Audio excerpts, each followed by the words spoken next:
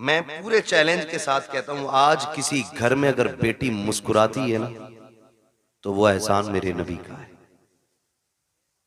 आज अगर किसी घर के अंदर माँ बेटे को थप्पड़ मार के खड़ी हो जाए और बेटा सर झुका के खड़ा रहे, माँ से कुछ नहीं कह रहा है ना, तो ये कमाल माँ का नहीं, कमाल मेरे नबी का है। अगर आज बाप बेटे को बीच चौराहे पे जूते से मारे और बेटा गर्दन झुका के मुस्कुराता रहे ना, तो इसमें कमाल बाप का नहीं है, इसमें कमाल रसूल पाक का है। इसलिए कि मेरे नबी ने ना माँ बाप का एहतराम सिखाया है। अगर आज हम माँ को उसकी जूतियों को सर पे रखने में जिंदगी की महराज समझते हैं ना, तो वो दिन दूर नहीं, भूले नहीं हमें जिस दिन मेरे नबी ने कहा था अल जन्नतु तहता क़दामी उम्महातिकुम, तुम्हारी जन्नत तुम्हारी माओं के कदमों के नीचे रखी गई है। तब से लोगों ने, कायनात ने माँ का एहतराम करना शुरू किया। और जब बाप का मामला था तो यही दुनिया, यही तारीख और यही समाज, यही लोग, यही हड्डियां, यही खून, कोई बदला नहीं ये दौर, यही सारी दुनिया थी। और बेटा बाप को बाजार में बेच देता था। मेरा नबी आया और आने के बाद का लोगों, रब की रजा बाप की रजा में है। अगर रब राजी, बाप राजी है तो तेरा रब राजी है, और तेरा बाप नाराज है तो तुझसे तेरा पैदा करने वाला खुदा भी नाराज है। तो तब से बाप का एहतराम हुआ।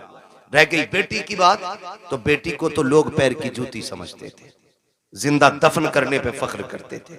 मैं इसलिए कहता हूं बेटियों, कभी सर से दुपट्टा उतरने लगे ना, तो मगरिबी तहजीब पे मत जाना, फैशन के नाम पे बिगड़ने की कोशिश मत करना। जब सर का दुपट्टा सड़क के कंधे पे आए ना, तो आमीना के लाल का एहसान याद करना, आमीना के लाल का एहसान। खुदा की कसम आज दिल झुकता है। लोग तालीम के नाम पे कहते हैं कि हमारी आजादी हमारा हक है, हम अपनी आजादी के साथ जी सकते हैं, दुपट्टा किसी की जिम्मेदारी से हम नहीं ओढ़ेंगे। मैं कहता हूं खुदा की कसम, जो बेटियां ये समझती हैं ना कि दुपट्टा उतारने में इज्जत है, तारीख पढ़ के देख लो, औरत जितना छुप के रहती है उतनी इज्जतदार रहती है, जितना खुल के रहती है उतना ज्यादा जलील रहा करती है। चैलेंज है हमारा, जाओ दुनिया घूम के आ जाओ। और सच्ची बात बताऊं, ये जो खड़े रहते हैं ना, जो इस्लाम के खिलाफ बकवास करते हैं, इस्लाम ने, मुसलमानों ने औरतों को कैद में डाल दिया और पर्दा दे करके उन्हें फांसी दे दी, उनका ऐसा कर दिया। मेरा चैलेंज है, ये भी जब निकाह करने चलते हैं ना, शादी करने, इन्हें भी शरीफ बच्ची चाहिए होती है, इन्हें भी शरीफ बच्ची चाहिए होती है। और शराफत की सबसे बड़ी पहचान यह है कि बच्ची की नजरों में हया होना चाहिए। ये सबसे बड़ी पहचान शराफत की है कि उसकी नजरों में हया होनी चाहिए। कितना बड़ा दाग लगाने की कोशिश की जाती है कि इस्लाम ने औरत को पर्दे में डाल के ना उसकी जिंदगी को लिमिटेड कर दिया, उसके अधिकार, उसके हुकूक छीन लिए। और ये कहते हैं कि औरत का बराबर हक है मर्द के साथ। क्या बराबरी का हक है? तो लोगों का कहना यह है कि जैसे मर्द मजदूरी करता वैसे औरत भी मजदूरी करे। ये नजरिया कि अगर रोडवेज मर्द कंडक्टर है तो औरत भी होनी चाहिए, मर्द ड्राइवर है तो औरत भी होनी चाहिए, का ये बराबर का अधिकार है। मैं कहता हूं गैरत आनी चाहिए। कहा क्यों? कहा तुम हमारे इस्लाम के बारे में क्या जानो। इस्लाम वो खूबसूरत मजहब है जिसने पूरी इंसानियत के मुकम्मल हुकूक का ख्याल रखा है, एक एक हक का ख्याल रखा है। लोगों ने कहा कि इस्लाम ने औरत को पर्दे में रख के पाबंद कर दिया, वो घर के अंदर 4 लोगों का खाना बनाए। मैंने कहा तुम इसे गुलामी कहते हो, आओ तुम्हारी आजादी बताऊं। कहा आजादी किसे कहते? कि लड़की खुल के जिंदगी जिए, जो चाहे ड्यूटी करे, उसका भी सर्विस करने का हक है। मैंने कहा चल ठीक, हम लोग अक्सर फ्लाइट एयरवेज वगैरह जाना रहता है, आप जाकर के देखो वो तमाशा औरत का बनाया गया है। हर जगह पे आपको लड़की खड़ी मिलेगी, हर जगह पे। मुल्क के अंदर लाखों नौजवान बेरोजगार टहल रहे हैं, उन्हें एक वक्त की रोटी देने के लिए तैयार हम नहीं है। किसी को पढ़े लिखे IAS IPS पकौड़ियां तलने के लिए तैयार है, लेकिन नौकरी मिलने को तैयार नहीं है।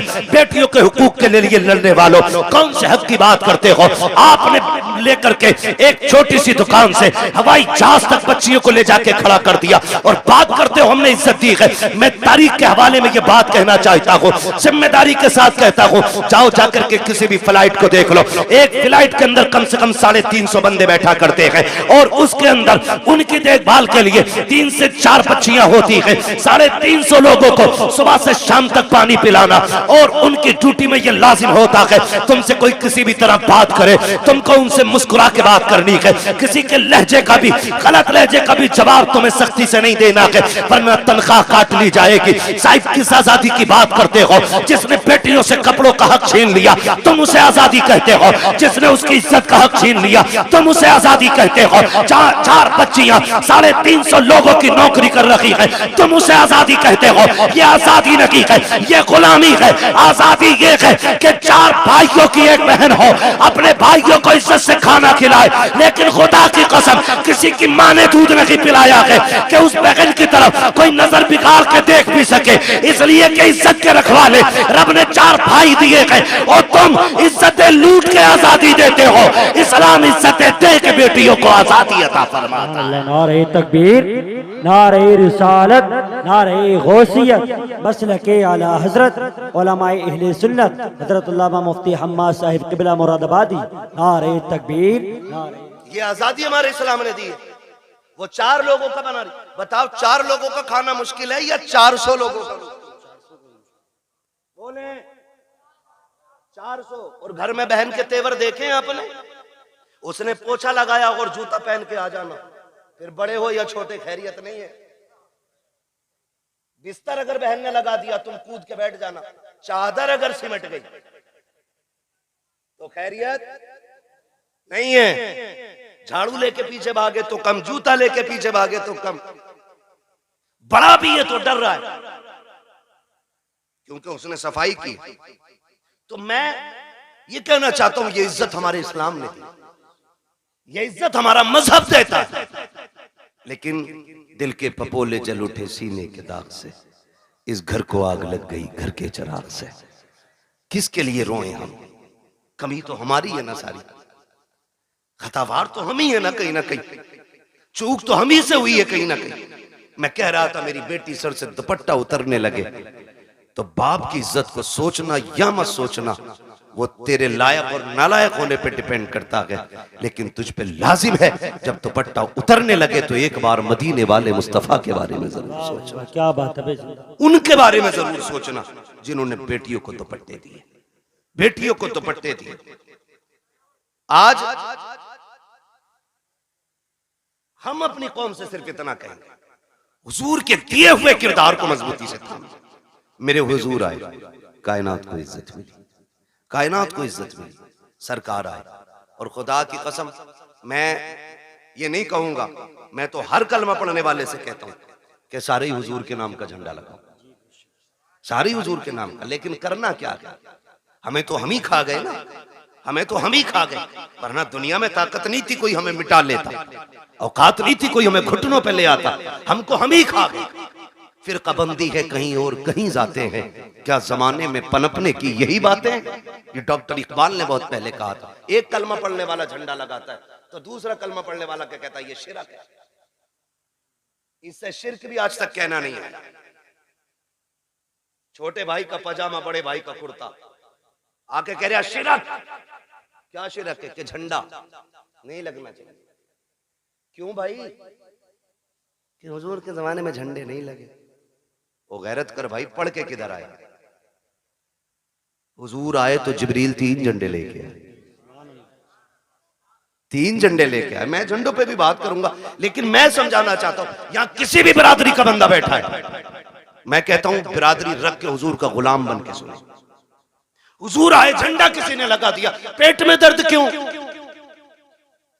ओ भाई किसी झंडे पे पंजा लगा है, कौन सी पार्टी का झंडा? बोले यहां क्यों नहीं बोल रहे? जिसके घर में चूहे अजान दे रहे वो भी दुकान पे बैठ के देश चलाता।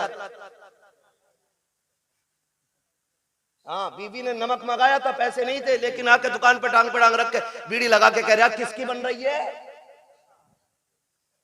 अगर किसी जान पहचान के ने कह दिया फला की बन रही है, कह रहा चुप कर, 70 उसकी आ रही है। जिनसे घर नहीं चलता वो देश चलाने की बातें बैठ जाते। बताइए जरा, इतनी तो पहचान होगी। पंजा लगा तो किसका झंडा? जोर से ये बच्चे बोल रहे हैं, बड़े बड़ो गैरत करो, किसका झंडा? और साइकिल देखी तो मैं प्रचार नहीं कर रहा हूं इलेक्शन का, मैं कुछ बताना चाहता हूं कुछ। किसका? हाँ, यही ना, बच्चों को तुमसे ज्यादा नॉलेज होनी चाहिए। साइकिल किसका निशान बना? अच्छा, हाथी लगा देख लिया तो बसपा, और अगर फूल बना देखा तो बीजेपी। अच्छा, किसी के मकान पे ये झंडा अगर लगा है, समझो है ना, ये झंडा अगर लगा है तो जिस पार्टी का झंडा होगा देखने वाला समझ जाएगा कि जिसका झंडा उसी का बंदा है ना। यही होता है क्या नहीं? मिसाल के तो बस अब समझे, इस बात से मैं समझाना चाहता। झंडे से एतराज क्यों? हर पार्टी का अलग झंडा, हर कौम का अलग झंडा, हर मजहब का अलग झंडा है। अब जरा सोचिए, साइकिल देखी समाजवादी का कहलाया, पंजा देखा कांग्रेस का कहलाया, हाथी देखा बसपा वाला कहलाया, कमल देखा बीजेपी वाला कहलाया।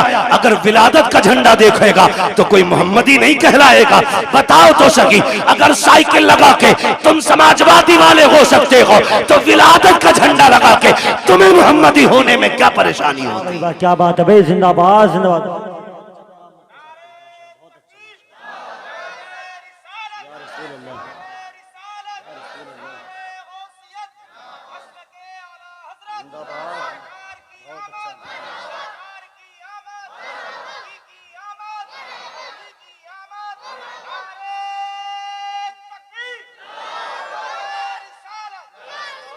ओ भाई, तो हमारे झंडे लगे, टोपी ओढ़ के मस्जिद से निकल के कह रहे हाथ में तस्बीह है। अजीब मक्कार लोग हैं, तस्बीह भी नहीं रुकती, जीभ भी नहीं रुकती।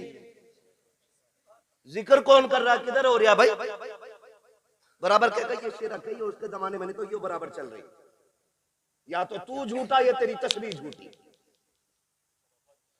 हाँ, तो लंबी लंबी फेंक रहे, आके झंडों ने लगाना, कपड़ा खराब किया था, 3 गरीब बच्चे का दुपट्टा ही बन जाना। खुदा का शुक्र है हम मुस्तफा के मानने वाले। तू गरीब बच्चियों की लिस्ट बना के दे, हम सुन्नी लोग हैं, झंडे भी बराबर लगाएंगे, दुपट्टे भी बराबर बांट लेंगे, है क्या नहीं? हम दुपट्टे भी बांट सकते हैं, झंडे।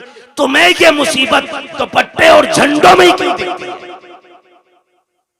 फजूल खर्ची है। ये जो लाइट लगी है ना, ये फालतू थी, ये नहीं लगानी चाहिए थी, नहीं लगानी चाहिए थी। मैं एक बात कहना चाहता हूँ, हुजूर का मिलाद आए तो तुझे लाइट फालतू लगती है, तुझे रोशनी फालतू लगती है, तुझे लाइटिंग गलत लगती है, तुझे झालर झूमर से तेरे पेट में दर्द होता है, तब तुझे गरीब याद आते हैं। जब तेरे बेटे के निकाह का मौका आता है, 1 दिन पहले जनरेटर लग जाता, 2 दिन बाद तक चलता है, पूरा घर सजा रहता है, तब तुझे गरीब के बच्चे क्यों याद नहीं आते हैं? जब सुन्नी के दरवाजे पे झंडा लगता है, तब तुझे गरीब बच्चियों के दुपट्टे याद आते हैं। जब तेरे बेटे के निकाह में 1.5 लाख की आतिशबाजी होती है, तब तुझे गरीब की बच्चियां याद क्यों नहीं आती हैं? पता ये चला तुझे हमदर्दी गरीब से नहीं है, तुझे नफरत फजूल खर्ची से नहीं है, तुझे नफरत हुजूर के झंडे से है, और तू ढोंग दिखाता है। खुदा की कसम, हम हुजूर की आमद पे इसलिए रोशनी करते हैं कि सारी कायनात मेरे मुस्तफा के सदक़े में बनाई गई। जिंदाबाद जिंदाबाद।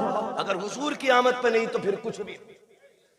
सीधी बात, तेरा बेटा इतना अच्छा हो गया, उसकी शादी पे पूरा घर सजा ले, मेरे हुजूर की आमद हो तो 2 बल्ब ना लगा सके कि नहीं? ये किसी ने नहीं मनाया, सहाबा ने मनाया, अबू बकर ने मनाया, उमर ने मनाया, और नीचे है अभी ऊपर चल।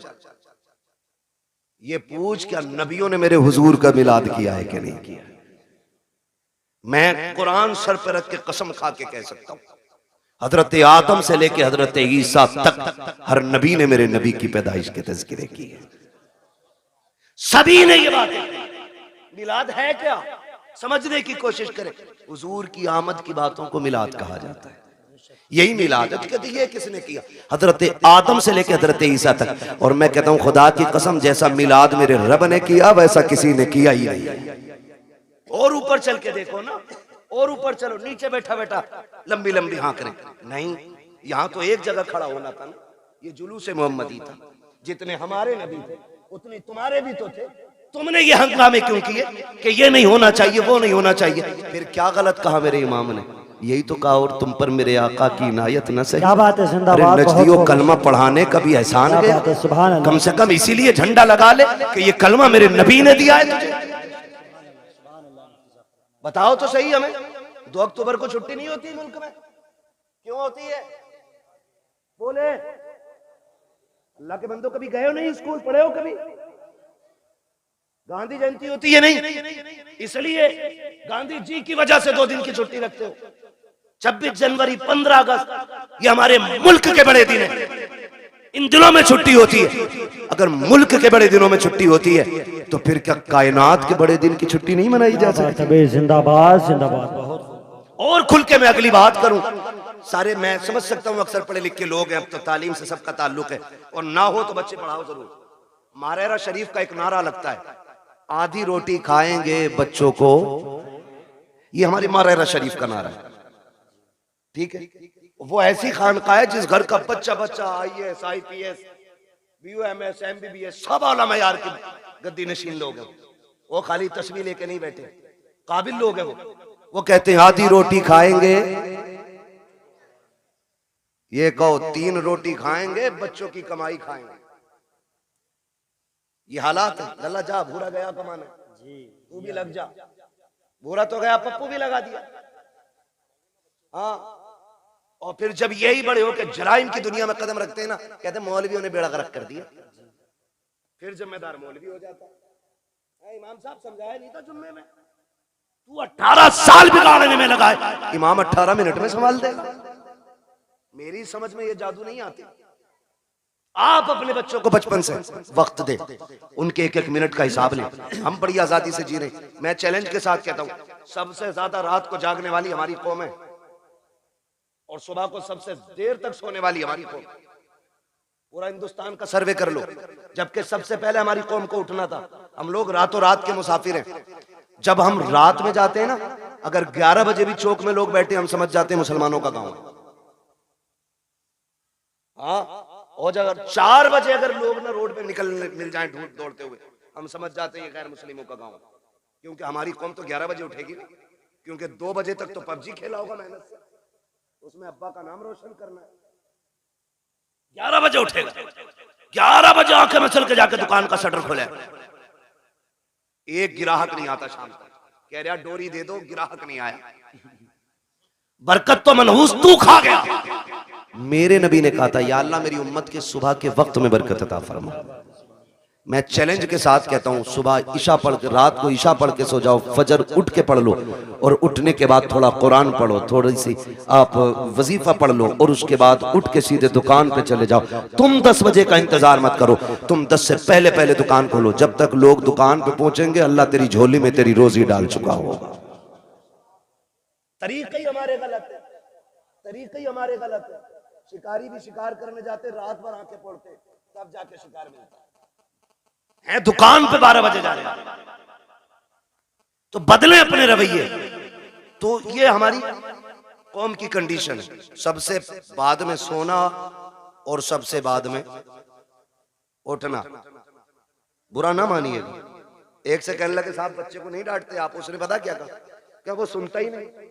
तुम बात करियो, हमने कहा अल्लाह क्यों 2 बजे तक पबजी खेल रहा, कई पागल हो गए, तो कह रहा 1 बजे तक तो मेरे अब्बा भी चलाते मोबाइल।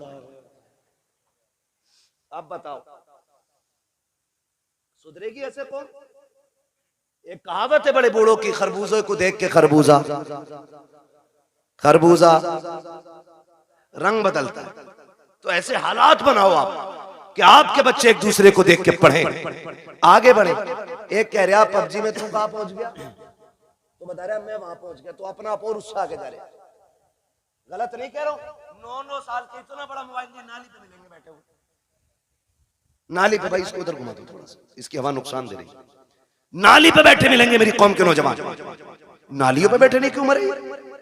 पढ़िए, आगे बढ़िए। उसके बाद कहते अरे नेताओं ने बेड़ा गर्क कर दिया, इनसे बारिश नहीं करी, मेरी तो नौकरी लग रही थी, मैं तो डॉक्टर बन जाता, मास्टर बन जाता। जो कौम घूस दे के पास होती है ना, वो कभी कामयाब नहीं हुआ करती है।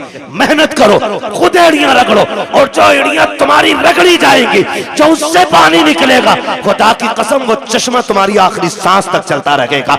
गलती तुमने ये की है, दूसरे के कंधों पे चले हो। काश अपनी जिम्मेदारी लेके आगे बढ़ते, खुद मेहनत करते। अगर तुम्हारे अंदर काबिलियत होती, किसी की मां ने दूध नहीं पिलाया था, तुमसे हक छीन लेता, जो हकदार होता है उसे हक हर हाल में मिल के रहा करता। सुभान अल्लाह। नारे तकबीर, नारे रिसालत, मसलके आला हजरत, नारे तकबीर। पढ़ोगे इंशाअल्लाह? कितनी जोर से इंशाअल्लाह कह रहे हो। अल्लाह तुम्हारी इंशाअल्लाह में बरकत दे दे। हाँ, तो भैया देखो सीधी सी बात है, मैं आपको एक बता दूं, सुनना बहुत गौर से मेरी बात। एक है कानून कुदरत और एक है कानून फितरत। दोनों चीजें याद रखना। कानून कुदरत में माफी है, कानून फितरत में माफी नहीं। कानून कुदरत यह है कि तुमसे गुनाह हो गया है, एक दिन मुसल्ला बिछा के रो दो रब के आगे। वह इतना बड़ा कादिर मुतलक है, तेरी पूरी जिंदगी के गुनाह एक लम्हे में माफ कर सकता है। यह है कानून कुदरत। लेकिन एक है फितरत। वो क्या है? कानून फितरत यह है कि ट्रेन आ रही है 120 की स्पीड से और तुम यूं खड़े हो जाओ कि अल्लाह चाहेगा तभी मरेंगे, नहीं चाहेगा नहीं मरेंगे। वो आई और छींचड़े बखेड़ गई, फिर कहने लगो अल्लाह ऐसे ही चाह रहा था। ये फितरत है। आप स्पीड वाली गाड़ी के आगे खड़े होगे तो नुकसान पहुंचेगा। आप भरे दरिया में हाथ पैर बांध के डाल दो किसी को, और फिर कहो भाई कुदरत के ऊपर छोड़ दिया हमने। किसी को डेग में बंद करके पानी भर के नीचे से आग लगा दो और कहो जी कुदरत है, मरेगा मर जाएगा, बचेगा बच जाएगा। तो फितरत क्या है? बचना नहीं है ना, तो ये फितरत है। इसी तरह फितरत का ये भी कानून है, जो पढ़ेगा वो आगे बढ़ेगा, वरना आने वाले दौर में अनपढ़ों से नाली भी साफ नहीं कराई जाएगी। बिजनेस तो छोड़ो, बहुत बड़ी बात है, नालियां नहीं साफ करते और भीख भी नहीं मिलेगी। हालात इतने बदल गए। बब्बू भाई एक आया गाड़ी के पास, कहने लगा देखो, मैंने कहा टूटे नहीं है, QR कोड निकाला, कह रहा इस पे कर दो। ये भिखारियों ने तरक्की की है और हमने, अब्बा पे 18 थी, अल्लाह ने किस्मत से 3 बेटे दे दिए, 6-6 बीघे रह गई। और फिर अल्लाह ने उनको अगर 2 दे दिए, फिर 3-3 रह गई। और अगर उनके 2 हो गए, आगे रोड पे। ये कंडीशन है। पढ़ो, आगे बढ़ो। भीख में तुम्हें कुछ नहीं मिलने वाला। हक के लिए लड़ना पड़ता है, लड़ना पड़ता है। और तुम्हारी क़ियादत, नेता नगरी, अल्लाह तुम्हें सलामत रखे। लाल रुमाल डाल के ना ऐसा बना फिर रहा मंत्री, चले जाइए थाने को। थाने वालों ने सबसे ज्यादा उसे ही कूटा। उसे पता है ना ये खाली 4 लोगों का ही नेता। ये भी जानते हैं जिसके पीछे 4000 आदमी होंगे उसको इज्जत मिलेगी, जिसके पीछे 4 आदमी होंगे उसे इज्जत नहीं मिलनी। तो 4 का ना बन, 4000 का बन। क़यादत कर, मजबूत कर, चोली और आंख में चोली खत्म कर, शान का कायद बन। कायद देखना है तो देख मेरे नबी के उमर को। जब कुर्सी पे बैठा तो शेर बकरी भी एक जगह खड़ी थी। पावर ये आपकी अपने अखलाक की बुनियाद पर पैदा होगा। आप जो है ना थोड़ा सा बदलें अपने आप को। हर 4 आदमियों में तो एक नेता है, हर 4 आदमियों में। कहां है भाई? कह रहे वो नेताजी बताएंगे। कौन है नेताजी? अरे इनके बड़े भैया। और उनके चचा के घर गए, कहां है तुम्हारे बेटे? अरे वो नेताजी के साथ गए, पता चला उनका भी बड़ा वाला नेताजी है। उनके ताऊ के घर गए, कहा के उनके भी एक बड़ा नेताजी है। ये क्या कर रहे हो भाई? तो बदले अपनी रविश और सोच। डॉक्टर इकबाल ने कहा था कि मोहम्मद से वफा तूने तो हम तेरे, ये जहां चीज है क्या लो कलम तेरे। आप पढ़ेंगे ना तो आपको मालूम होगा ना आपकी पावर क्या है, आपकी ताकत क्या है। हम कभी जीतने के लिए अक्सर लड़ते नहीं इलेक्शन, हम हराने के लिए ज्यादा लड़ते हैं। ये कह रहा, हम तो खैर जानते नहीं इस मामले में ज्यादा, और अपना जो है ना कुछ ज्यादा वो रहता भी नहीं, ज्यादा बाहर ही रहते हैं। मैं पता ही नहीं कब इलेक्शन कौन सा हो जाता। लेकिन ये कह रहे बब्बू के अब्बा कह रहे इसे जरूर हरवाना आपके। ये हमारी कौम के हालात है, समझ रहे हैं ना? इसे जरूर हरवाना। ये मैंने मिसाल के तौर पे नाम लिया, सच्ची ना लेना।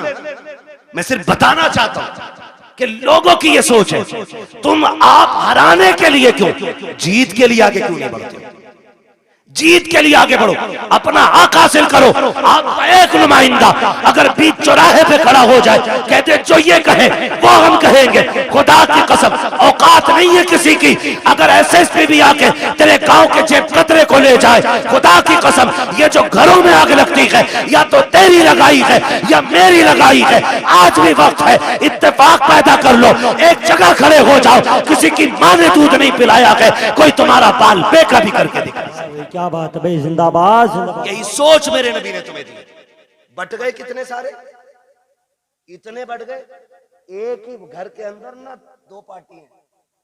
अब्बा किसी को वोट दे रहा, बेटा किसी को दे रहा, बीवी तीसरी पार्टी में। हाँ, खुदा की मिला ना विसाले सनम ना इधर के रहे ना। तो ऐसा मसला भाई, मैं प्रचार नहीं, मैं सिर्फ आपकी सफों में प्यार पैदा करना चाहता हूं। इसकी वजह से नफरतें पैदा नहीं होनी चाहिए। हाँ, इलेक्शन कोई हारे कोई जीते, छुट्टी इमाम साहब की ना, कुछ नहीं। मस्जिद मस्जिद है, ये अल्लाह का घर है। आके कह रहे निकालो, क्योंकि पिछले जुमे में मुझे सुनवाई आई थी, इन्होंने कही थी कलवा कोई दियो सारे वोट। इमाम को पता ही नहीं कलवा कौन था, वो छुट्टी हुई ना। हमारा दीन है, हम अपने दीन को खालिस रखें। मस्जिद में आए, इमाम से कहें वो तरीका बता जिस तरीके से मेरा नबी खाना खाता है, वो तरीका बताओ जिस तरीके से मेरा नबी पानी पीता है।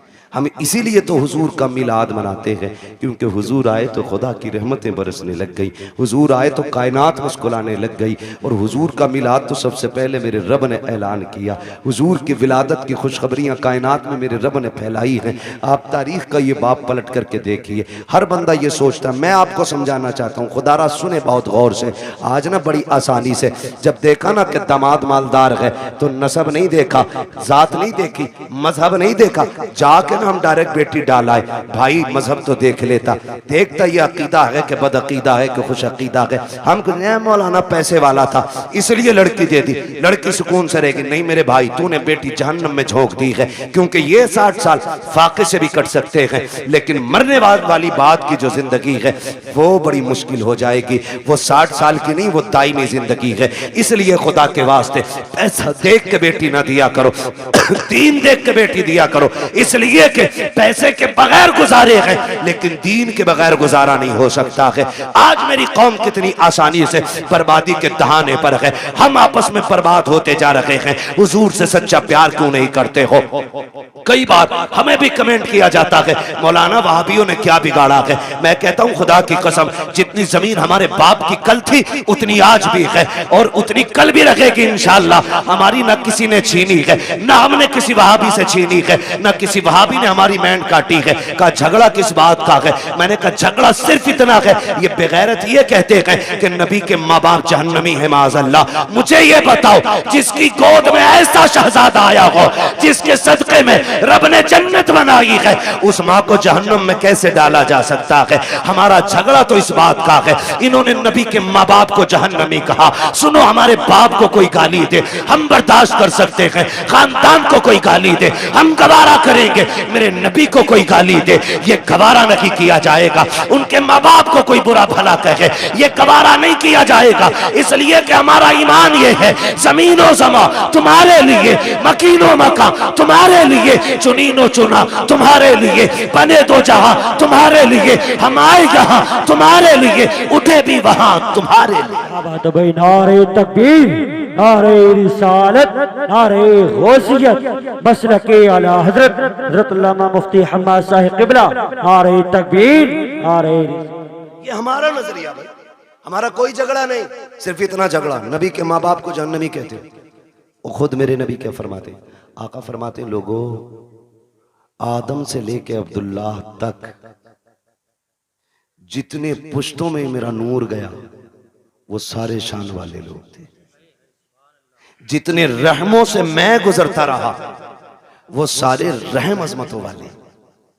मेरे नबी ने गोया बताया कि मेरे नसब में जितने मर्द और औरतें आती हैं अल्लाह ने सबको इज्जत वाला बनाया है। ये मेरे नबी का ऐलान है। और खुदा की कसम, मेरे महबूब का नूर देखे, अल्लाह ने महबूब के नूर को बनाने के बाद जमीन व आसमान, जन्नत दोज़ख बनाए। फिर तख्लीक इंसानियत का जो मसला आया है ना, जो मसला आया है, हजरत आदम को सबसे पहले रब ने बनाया। किसको बनाया? जोर से। हजरत आदम का पुतला बनाया गया। जब वजूद तैयार हो गया, उनका वजूद तैयार, लोग कहते हैं कि इंसान पहले बंदर था। अजीब तहकीक के लिए घूम रहा है। जो बंदर की औलाद है वो बंदर कह रहे हैं अपने आप। हम तो आदम की औलाद है, इसलिए आदमी है। ठीक है जी। हजरत आदम को बनाया, पहला इंसान हजरत आदम बने। जब पुतला तैयार हो गया ना, तो अल्लाह ने हुक्म दिया, रूह को जाओ अंदर चली जाओ। रूह अंदर गई ना, लौट आई। रब ने फरमाया वापस क्यों आ गई? उसने कहा इसलिए आ गई कि अंदर दिल नहीं लग रहा था। मेरे नबी की शान मुलाहिजा करें कि अंदर दिल नहीं लग रहा था। फिर रब ने फरमाया अच्छा। फिर रब ने महबूब के नूर को हजरत आदम के वजूद में रखा। फिर जब रूह को हुक्म दिया अब जा, रूह गई तो अब निकलने का नाम नहीं ले रहे। कहा क्यों? कहा अब मेरा दिल लगने लगा है, क्योंकि इस वजूद में तेरे महबूब का नूर मौजूद है। हुजूर का नूर ना आदम अलैहिस्सलाम के वजूद में पहले पुश्त में रखा गया। जब पुश्त में था तो सारे फरिश्ते हाथ बांधे रहते। फिर वो नूर मुंतकिल करके पेशानी आदम में आया तो फरिश्ते सामने आ गए। हजरत आदम कहते हैं अल्लाह, ये फरिश्ते कभी पीछे कभी आगे हाथ बांधे रहते हैं, मसला क्या? रब ने फरमाया आदम बात तेरी नहीं, बात मेरे महबूब की है। क्या मतलब? का वो नूर तेरी पुश्त में था तो ये उसकी ज़ियारत के लिए पीछे खड़े रहते थे। जब पेशानी में आ गया ना तो ये सामने आने लगे। तो ये सामने आ गए, कहने लगे अल्लाह मुझे दिखा ना। फिर रब ने वो झलक हजरत आदम के नाखूनों में दिखाई। और हजरत आदम ने जब हुजूर के नूर को देखा ना तो फिर चूम लिया। जब चूम लिया, खुदा का शुक्र है हम आदम की औलाद है। उन्होंने नूरे मोहम्मद देख के चूमा था, हम नामे मोहम्मद सुन के चूम लिया करते हैं। ये हमारा तरीका है। अब वो नूर हजरत आदम से हजरत अब्दुल्लाह तक आया। मुझसे गुजारिश पहले ही हो गई थी कि हुजूर का शजरा भी हो जाए। तो आज चूंकि मौजू भी है, बात भी है, मैं बताऊं कि किन किन जातों को मेरे नबी के नूर ने इज्जत बख्शी है। उसके लिए थोड़ा सा आपको मेहनत करनी पड़ेगी। आप जरा बोल दें सुभान अल्लाह। ऐसा नहीं ये सामने वाले बच्चे ना मेरा साथ दे। जब मेरा हाथ का इशारा हो ना, मैं वो हुजूर के नसब के नाम बताऊं जिन जिन जिस पुश्तों में मेरे हुजूर का नूर मुंतकिल होता रहा है। ठीक है, जब मैं हाथ का इशारा करूं समझ लेना मौलवी की सांस घुटने लगे। मौलवी सांस लेना चाह रहे तो आपको क्या बोलना है? इतनी जोर से बोलना ताकि मैं अपने गांव की मस्जिद के चनों का शोर भूल जाऊं। ठीक है जी, समझ के नहीं बात? हाँ, कितनी जोर से बोलेंगे जरा बोल के दिखा। और हाथ देखते रहना मेरा, ये नहीं मैं शुरू हो जाऊं तो फिर ऐसे देखने लगूं और मौलवी का दम घुटने लगे। ठीक है जी, मैं हुजूर का मिलाद पढ़ने लगा हूं, जरा बोल दे सुभान अल्लाह। है जवान हो, अल्लाह करे जवानियां सलामत रहे। अभी तो शादियां भी नहीं हुई है ना, अभी तो शादियां भी नहीं हुई है, तो फिर इतनी कमजोरी से कैसे बोल रहे हो सुभान अल्लाह? जरा बोले सुभान अल्लाह। ये मैं नहीं जानता ये इनकी उम्र कितनी है, लेकिन इन्होंने ऐसा नारा लगाया था तो मुझे गैरत चढ़ गई थी कि इस उम्र में इतना तगड़ा नारा। अल्लाह इन्हें सलामत रखे। हाँ, शादी के बाद कमजोरी आती है लेकिन इनमें तगड़े हैं। ठीक है जी, बोले जरा मचल के सुभान अल्लाह। आप जब बोलेंगे ना तभी मैं आगे शजरा पढ़ता रहूंगा, वरना मसला देखो माइक आपका इतना अच्छा है कि इसने बोलने का बिल्कुल किनारे पे लाके रख दिया, बोलने ही नहीं दे रहा है। जो मैं अपने रविश में बोलता हूँ ना तो ये धीरे धीरे धीरे धीरे धीरे हो रहा है। ठीक है, बस मैं आपको हुजूर का शजरा सुनाऊंगा तो मिलाद हुजूर का, फिर बोले सुभान अल्लाह। नारे तकबीर, नारे रिसालत, नारे गौसियत, मसलके आला हजरत शाह इस्लाम ज़िशान रज़ा क़ादरी। नारे तकबीर, मद्दाह रसूल राशिद रज़ा मरकज़ी। नारे तकबीर, नारे रिसालत। एक शायर साहब गए थे, अल्लाह करम से दो आ गए। कितनी बरकत होती है माशाअल्लाह। अभी आपको सुनना, मेरा टाइम पूरा हो चुका है, 12:30 बज गए। बोलने जरा सुभान अल्लाह और जोर से। ऑपरेटर साहब थोड़ी सी ऐसी आवाज दे दो कि ये अपनी आवाज से हमारी पहुंचा दे, हमें चीखना ना पड़े ज्यादा, है ना? ठीक है, थोड़ा गला पकड़ रहा बहुत ज्यादा आपका, ये तवज्जो है सारे लोगों की। अगर कोई फूक गया ना पैसे ले लेना उसका, मगर आवाज खोल दो थोड़ी सी। बोलने जरा सामने वाले बोलते सुभान अल्लाह। मैंने इको बढ़ाने नहीं कहा, मैंने आवाज बढ़ाने को कहा है। ठीक है, इको ना बढ़ाए, आवाज बढ़ा दे। ठीक है बच्चे, आप मेरा साथ दें माशाअल्लाह। ये मेरी कमेटी के लोग हैं, देख रहे हो जिहाद क्या, ये पूरे शहादत के अंदर मंजिले में आ गया बंदा। मेरे बच्चों इतनी जोर से आप सुभान अल्लाह बोलो कि गला बैठ जाए, और गला बैठ जाए। अम्मी पूछे क्या हुआ, कहना अम्मी जब सारे लोग बोलने में कंजूसी कर रहे थे तब हम हुजूर की महफिल में गले की कुर्बानी देते हैं। ठीक है ना, इतनी जोर से बोलना, जरा बोले सारे में चल के सुभान अल्लाह। आदम के बेटे शीश, क्या बात है, सुभान अल्लाह। माशाल्लाह ये बच्चे जो है ना, अल्लाह जब ये जवानी आ गई ना इनकी तो ये बनेंगे मजबूत वाले लीडर, है ना। इसे तो दीमक लग गई इस नस्ल को हमारी, पता नहीं पबजी खा गया कि कौन सा गेम खा गया, समझ नहीं बात है। रील खा गई, रील खा गई मेरी कौम को, रील। राशिद भाई की नजर बड़ी पक्की रहती है, ये बरेली से दिल्ली तक का देखते रहते हैं। ठीक है ना, जरा बोल दे सुभान अल्लाह। जिन्हें रील की बीमारी ना लगी है वो जरा बोल लेंगे सुभान अल्लाह इंशाअल्लाह। मैंने पहले ही बता दिया, हाथ देखो तो सुभान अल्लाह कह दियो, वरना मौलवी का दम घुट सकता। सीधी बात है ना, खाली अल्लाह राजी होगा नेकी मिलेंगी, आपको मिलेंगी तो इंशाअल्लाह फिर हमें भी मिलेंगी। ठीक है ना, तो फिर साथ देना, बोल मेरे बच्चे जरा सुभान अल्लाह। आदम के बेटे शीश, शीश के बेटे यानस, यानस के बेटे कैनान, कैनान के बेटे मेलाइल, मेलाइल के बेटे व्यारत, व्यारत के बेटे इदरीस, इदरीस के बेटे मुतवशिक, मुतवशिक के बेटे लमक नेक नाम, लमक नेक नाम के बेटे नूह, नूह के बेटे साम, साम के बेटे जुलाद, जुलाद के बेटे शालिक, शालिक के बेटे आबिर, आबिर के बेटे दाता, दाता के बेटे रावा, रावा के बेटे सारू, सारू के बेटे नाखुर, नाखुर के बेटे तारिक, तारिक के बेटे इब्राहिम खलीलुल्लाह, इब्राहिम खलीलुल्लाह के बेटे।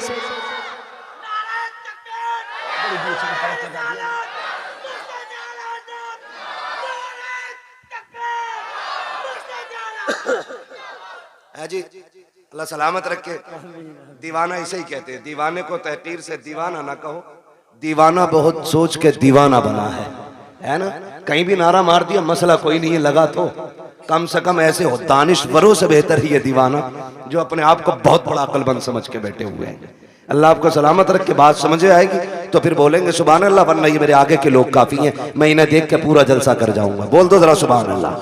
आदम के बेटे शीश, शीश के बेटे यानस, यानस के बेटे कैनान, कैनान के बेटे मेलाइल, मेलाइल के बेटे व्यारत, व्यारत के बेटे इदरीस, इदरीस के बेटे मुतवशिक, मुतवशिक के बेटे लमक नेक नाम, लमक नेक नाम के बेटे नूह, नूह के बेटे शाम, शाम के बेटे जुलाद, जुलाद के बेटे शालिक, शालिक के बेटे आबिर, आबिर के बेटे दाता, दाता के बेटे रावा, रावा के बेटे सारू, सारू के बेटे नाखुर, नाखुर के बेटे तारिक, तारिक के बेटे इब्राहिम खलीलुल्लाह, इब्राहिम खलीलुल्लाह के बेटे इस्माइल ज़बीहुल्लाह, इस्माइल ज़बीहुल्लाह के बेटे केदार, केदार के बेटे अवाम, अवाम के बेटे अमल, अमल के बेटे साबित, साबित के बेटे सलमान, सलमान के बेटे रहीसा, रहीसा के बेटे इलियासा, इलियासा के बेटे औद, औद के बेटे हव्वा, हव्वा के बेटे अदनान, अदनान के बेटे मोइद, मोइद के बेटे नदार, नदार के बेटे मुदर, मुदर के बेटे इलियास, इलियास के बेटे मुदरिका, मुदरिका के बेटे खदीमा, खदीमा के बेटे किनाना, किनाना वाह भाई वाह, सुभान अल्लाह। खदीमा, खदीमा के बेटे किनाना, किनाना के बेटे नदर, नदर के बेटे मालिक, मालिक के बेटे फार, फार के बेटे गालिब, गालिब के बेटे लुई, लुई के बेटे काब, काब के बेटे मुर्रा, मुर्रा के बेटे किलाब, किलाब के बेटे कुसै, कुसै के बेटे अब्दे मनाफ, अब्दे मनाफ के बेटे हाशिम है,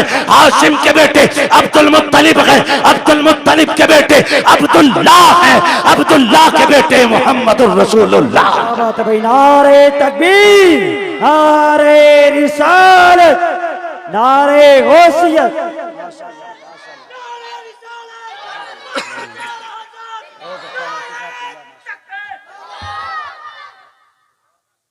तवज्जो है सारे लोगों की? अब तो बोल दे जरा सुभान अल्लाह और जोर से। अब जरा तवज्जो कीजिए प्यारे, ये नूर हजरत आदम से हजरत अब्दुल्लाह की पुश्त में आया। हजरत अब्दुल्लाह का निकाह सैयदा आमिना से हुआ। अभी 3 माह का अरसा गुजरा है। हजरत अब्दुल्लाह परदेश जाने लगे हैं। बीवी से कहते मेरी शरीक हयात परदेश जा रहा हूँ। कहती मेरे सरताज अभी 3 महीने गुजरे हैं, अभी जी भर के मैंने देखा भी नहीं है। इतनी जल्दी जुदाई की बात है? का कुछ दिन की बात है, वापस आएंगे, साथ रहेंगे, प्यार मोहब्बत की जिंदगी गुजारेंगे, तेरे हाथ की बनी रोटी खाएंगे। लेकिन मसीयत को कुछ और ही मंजूर था। हजरत अब्दुल्लाह गए तो, लेकिन जिंदा वापस ना आ सके, रास्ते में इंतकाल हो जाता है। जरा दिल थाम के मेरी बात सुनिएगा प्यारे, हजरत अब्दुल्लाह का इंतकाल हुआ, वापस नहीं आए हैं। लेकिन जब तारीख आई हजरत अब्दुल्लाह की वापसी की, तो जिस तरह आज बाप परदेश से आता है, बेटियां घर में तैयारियां करती हैं, शोहर परदेश से आता है, बीवियां घर में तैयारियां करती हैं। हजरत आमिना तैयारियां कर रही है, घर की सफाई चल रही है, बिस्तर लगाया जा रहा है। हजरत अब्दुल मुत्तलिब कहते हैं आमिना देखा, बेटी बता तो सही ये इतनी खुशियां किसके लिए है? कब्बा आज मेरे अब्दुल्ला आने वाले हैं, ये सारा इंतजाम उनके लिए है। कहते बेटे खाना तो खा लिया होता। कब्बा जी अब्दुल्ला कह के गए थे साथ खाना खाएंगे। बेटी वो कब आएंगे? कहा जब आएंगे तभी खाया जाएगा। शाम हो गई, अब्दुल्ला नहीं आए हैं। कहती अब्बा जी पता तो कीजिए, मेरे अब्दुल्ला को आ जाना चाहिए था, लेकिन अब तक नहीं आए हैं। अब्दुल मुत्तलिब खाने काबा में गए, किसी ने आके कहा अब्दुल मुत्तलिब कहा जी आपके अब्दुल्ला वापस नहीं आएंगे। आपने इतना सुना बिजलियां गिर गई, ऐसा लग रहा था जैसे हसरतों की खुशियों का जल करके पूरा नशेमन खाक हो गया हो। आपने खुद को संभाला, घर तशरीफ लेकर के आए हैं। अभी दरवाजे पे पहुंचे गए, दस्तक नहीं दी है, बेटी दौड़ के बाहर आ जाती है। अब्बा जी क्या हुआ? मेरे अब्दुल्ला का पता चला कि नहीं चला है?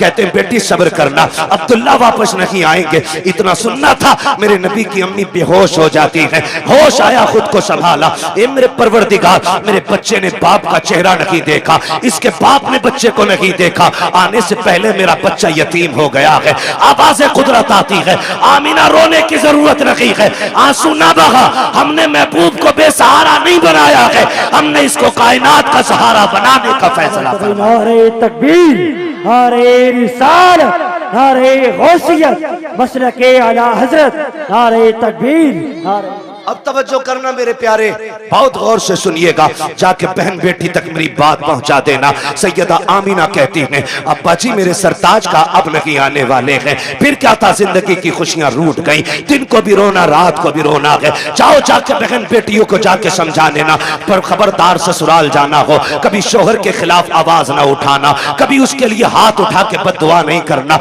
तू नहीं जानती है तेरा शोहर कितना कीमती है। खुदा की कसम अगर शोहर पागल भी होता है तो बीवी के लिए एक चट्टान होता है, दीवाना भी होता है तो एक सायादार दरख्त होता है। लेकिन क्या करूं मेरी कौम की बेटियों, जरा सी बात बिगड़ जाती है, शोहर सूट पसंद कर न ला सके, किचन में खड़े होके गालियां दे के कहती हो तू पलट के ना आए, तू जनाजे में लेट के आए, तू गाड़ी के नीचे दब के मर जा। ना मेरी बहन कभी किसी शौहर के खिलाफ इस तरह की बकवास ना करना। तू नहीं जानती है ये जिस दिन सफेद कफन में लिपट जाएगा उस दिन कोई इज्जत देने वाला नहीं मिलेगा।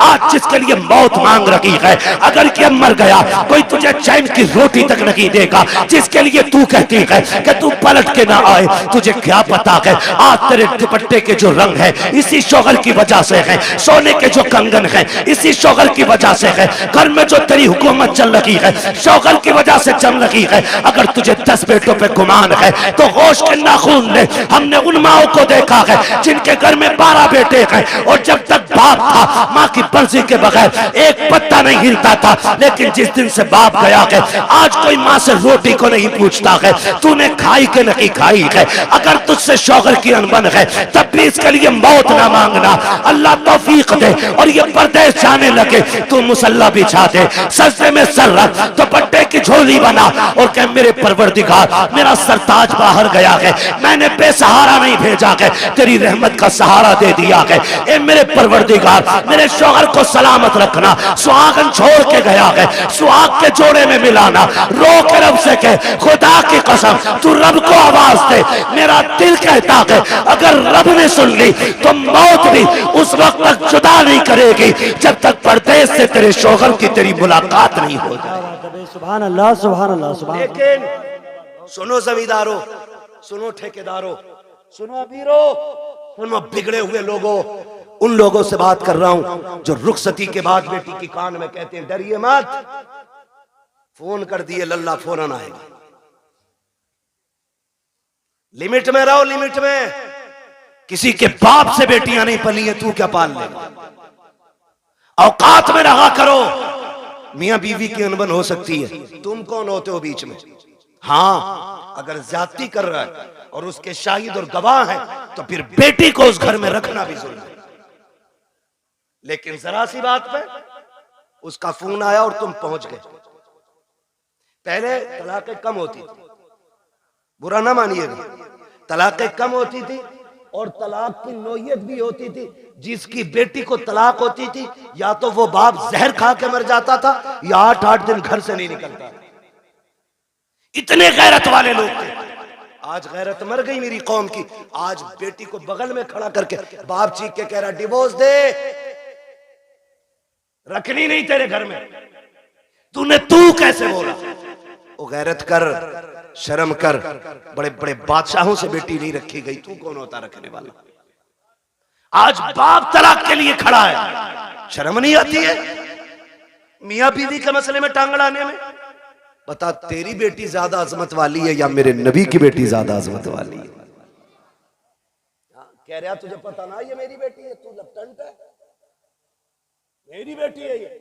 ओ सुन, होगी तेरी तेरी, अभी उसकी बीवी है, इसलिए आप लिमिट में रहिए। तो कह रहा डरिए मत, फोन कर दिए, चाबी गाड़ी में लगी रहती है, लल्ला किक मारेगा, फट से पहुंच जाएगा। क्या करेगा पहुंच के? ज्यादा जाके थप्पड़ मार देगा, गला तो काट नहीं देगा, थप्पड़ मार देगा। शोहर के पास इतनी पावर है, उसने जहां कहा ना 3 तलाक, बेड़ा ही गरक हो जाएगा तेरा। फिर कुछ भी कर लेना, ये लौट के आने वाले जुमले नहीं। इसलिए ये ना कह खड़े, वो कह जो मेरे नबी ने कहा। फरमाया फातिमा, अब तक मेरी रजा की फिक्र थी, अब मेरे अली की रजा की फिक्र करनी है। ये मेरे नबी ने बेटी को कह के भेजा। कुछ भी हो जाए, मेरा अली रूठना नहीं चाहिए। और तू कह रहा डरना मत,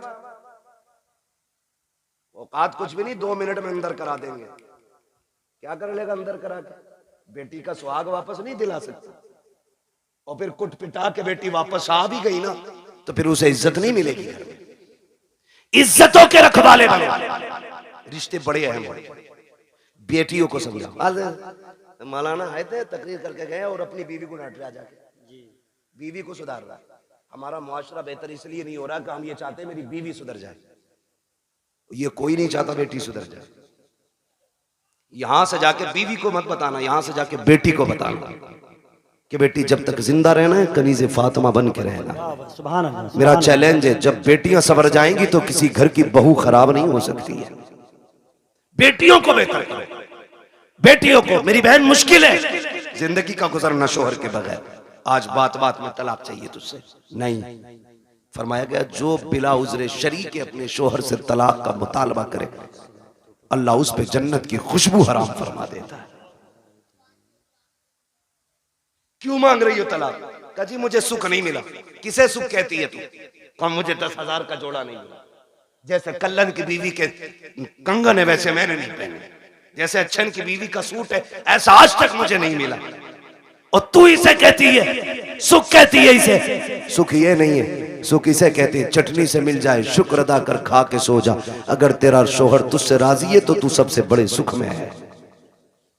और तू सोने के लुक में खा, तेरा शोहर तुझसे नाराज है तो तू सबसे बड़े दुख में है, सुख में नहीं। सुख किसे कहते हैं? सुख किसे कहते हैं? सुख ये होता है तुझसे तेरा परिवार राजी रहे, मर जा। कहती नहीं मैं रहनी नहीं है जी, मैंने इनसे जोड़ा मांगा, इन्होंने मुझसे कहा मेरे पास कुछ नहीं है। मेरी बहन कान खोल के सुन, देख तो सही, अगर दौलत सबसे बड़ी चीज होती तो मेरा नबी सबसे ज्यादा दौलत अपनी बेटी के जहेज में देता।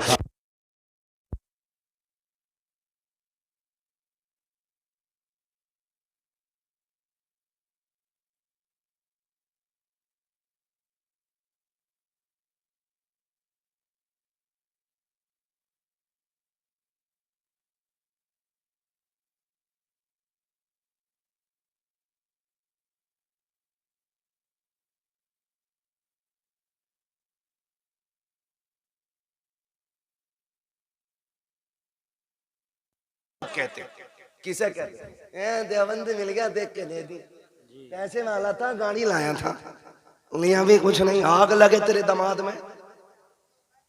सीधी सी बात है। ओ भाई पैसे देख के दे दी। हुजूर ने जिसके हाथ में हाथ दिया था बेटी का, वो इतना गरीब मक्के का अली है कि जिसके पास मेहर देने का भी पैसा नहीं था, उसके हाथ में। और बेटी से क्या कहा था? फातिमा उस अली के साथ रिश्ता किया है जिस अली से बेहतर जमीन पे तेरे लिए कोई शोहर हो ही नहीं सकता। हो किधर, जा किधर? हजरत आमीना रोई रोई, सैयदा आमीना बेकरार हो गई। मालिक बच्चा आया है लेकिन बाप नहीं रहे। रोई, दुख होता है, दुख होता है। आज सदमे, अल्लाह भला करे हमारी कौम का। और एक हंगामा मैशर हो तो भूलूं उसको, सैकड़ों बातों का रह रह के ख्याल आता है। हमसे कहा गया सारे मौजूआत पे थोड़ा थोड़ा बोल लेना। भाई चौधरी साहब, अगर सारे मौजूआत पे बोलूं तो 3 घंटे चाहिए। एक बात कम से कम इतनी तो की जाए जो उसका समझ में आ जाए कि इसमें क्या नुकसान क्या नफा है। बस आखिरी बात मैं करने लगा हूं, अल्लाह आपको सलामत रखे। टाइम 1.25 घंटे से ऊपर हो गया। बहुत गौर से मेरी बात सुनिए। हुजूर माँ के शिकम में आए, मुश्किल जिंदगी होती है एक बेवा की, और वो जिंदगी तो बड़ी मुश्किल थी। इतनी मुश्किल जिंदगी थी कि उस दौर में बेवा को जीने का हक ही कोई नहीं था। लोग कहते हैं ना क्यों मिलाद मनाते हो, इसलिए ही तो मिलाद मनाते हैं। अगर किसी का शौहर इंतकाल कर जाता था ना, या तो उसे मनहूस समझा जाता था, या उसे शौहर की चिता पे जला दिया जाता था, या उसे 40 दिन एक कमरे में बंद कर दिया जाता था। फिर भी जिंदा निकल आती तो गधे पे बैठाया जाता, काला मुंह किया जाता और कहा जाता ये वो मनहूस है जो शौहर को खा गई, और फिर उससे कोई निकाह नहीं करता था। इतनी नफरत बेवा से थी, अगर कोई काम पे निकल रहा और सामने बेवा आ गई तो पीछे लौट जाता था कि इस मनहूस का चेहरा देख लिए। ये दौर और इतना मुश्किल जमाना, उस दौर में भी मक्के के अंदर सैयद आमिना फरमाती बेवा होना बहुत मुश्किल काम था। और ऊपर से हमारे कबीले का दस्तूर ये था कि जब किसी का शौहर इंतकाल कर जाए तो खुशबू नहीं लगानी, इत्र नहीं लगाना, 1 साल तक सोग मनाना होता था। कहती मेरी जिंदगी बड़ी मुश्किल हो गई। कहती मेरा दिन को भी रोना, रात को भी। एक दिन मैं सोई ना, रात को आंख रोते रोते लग गई। ख्वाब में एक बुजुर्ग तशरीफ लाए और उन्होंने कहा आमिना मुबारक हो तुझे। मैंने कहा आने वाले ये बता, मेरी तो रातें रो के गुजरती हैं, दिन रो के गुजरते हैं, मुबारक किस बात की देने आए हो? कहा मैं इस बात की मुबारकबाद देने आया हूँ क्योंकि तू नबियों के इमाम की माँ बनने वाली है। भाई वाह, सुभान अल्लाह, सुभान अल्लाह। ये मिलाद है मेरे नबी का, ये आदम कर रहा है क्योंकि तू नबियों के इमाम की माँ बनने वाली है। कहने लगी बाबा मैंने पहचाना नहीं आपको। कहा मुझे नहीं जानती, मुझे आदम सफीउल्लाह कहा जाता है, मुझे आदम कहा जाता है। कहती जिस दिन पहले दिन आदम आए, मुबारकबाद दी, मैं सुबह उठी ना मेरे माथे पे पसीना। कहती मैंने हर दिन की तरह यूं साफ किया। कहती बस साफ करना था, मेरे दुपट्टे से मुश्क की खुशबू आने लग जाती। मुश्क की खुशबू आ रही है, हैरत नहीं होती है? कह रहा नबी हमारी तरह है, आम इंसान की तरह नबी तशरीफ लाए। सनीचर तू पैदा हो पूरे मोहल्ले में बदबू आए, तेरे अब्बा की शक्ल देख के पता चल जाए ये उस मनहूस का अब्बा है, और तू कह रहा हमारी तरह।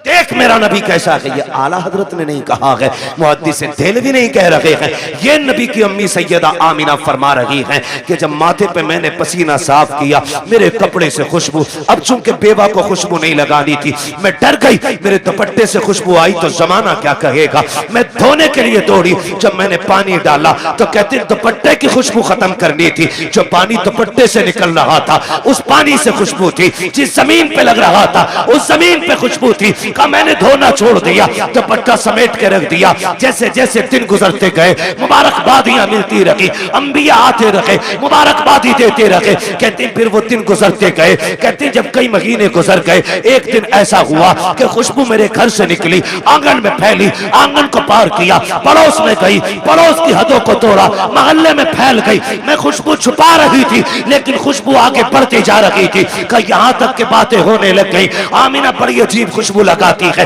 बात चलते चलते अब्दुल मुत्तलिब तक आ गई। अब्दुल मुत्तलिब घर आए, आमिना बेटी सुना है तू खुशबू लगाया करती है। कहा ना मैंने कोई खुशबू नहीं लगाई है। कहा अगर खुशबू नहीं लगाई तो तेरे बदन से खुशबू के झोंके कैसे आते हैं? कहते हैं अब्बा जी सच ये है मैं कोई इत्र नहीं लगाती हूँ, हकीकत ये है जब से आपके बेटे अब्दुल्लाह की अमानत मेरे शिकम में आई है, मैं जिन गलियों से गुजरती हूँ वो गलियां उसकी खुशबू से महक जाया कर। क्या बात है, नारे तकबीर, नारे रिसालत। तवज्जो है ना सारे लोगों की? मैं मिलाद बयान को बहुत तेजी में बयान कर रहा हूँ। कहती है कि मेरी बात नहीं है, ये उस बच्चे की बरकत है जो मेरे शिकम में आया है। मैं गलियों से गुजरूं तो गलियों से खुशबू आती है। मुस्कुराने लगे। बेटी और भी कोई बात? कहा अब्बा और भी ताज्जुब खेज बात है। कहा क्या? का एक दिन मैं सहन में टहल लगी थी, मैंने कंकर उठाया, मैंने कहा फेंक तो चुभ ना जाए। कहती जब मैंने हाथ लगाया, ये नबी नहीं नबी की अम्मी कह रही। कौन? नबी की, बोले जरा कौन?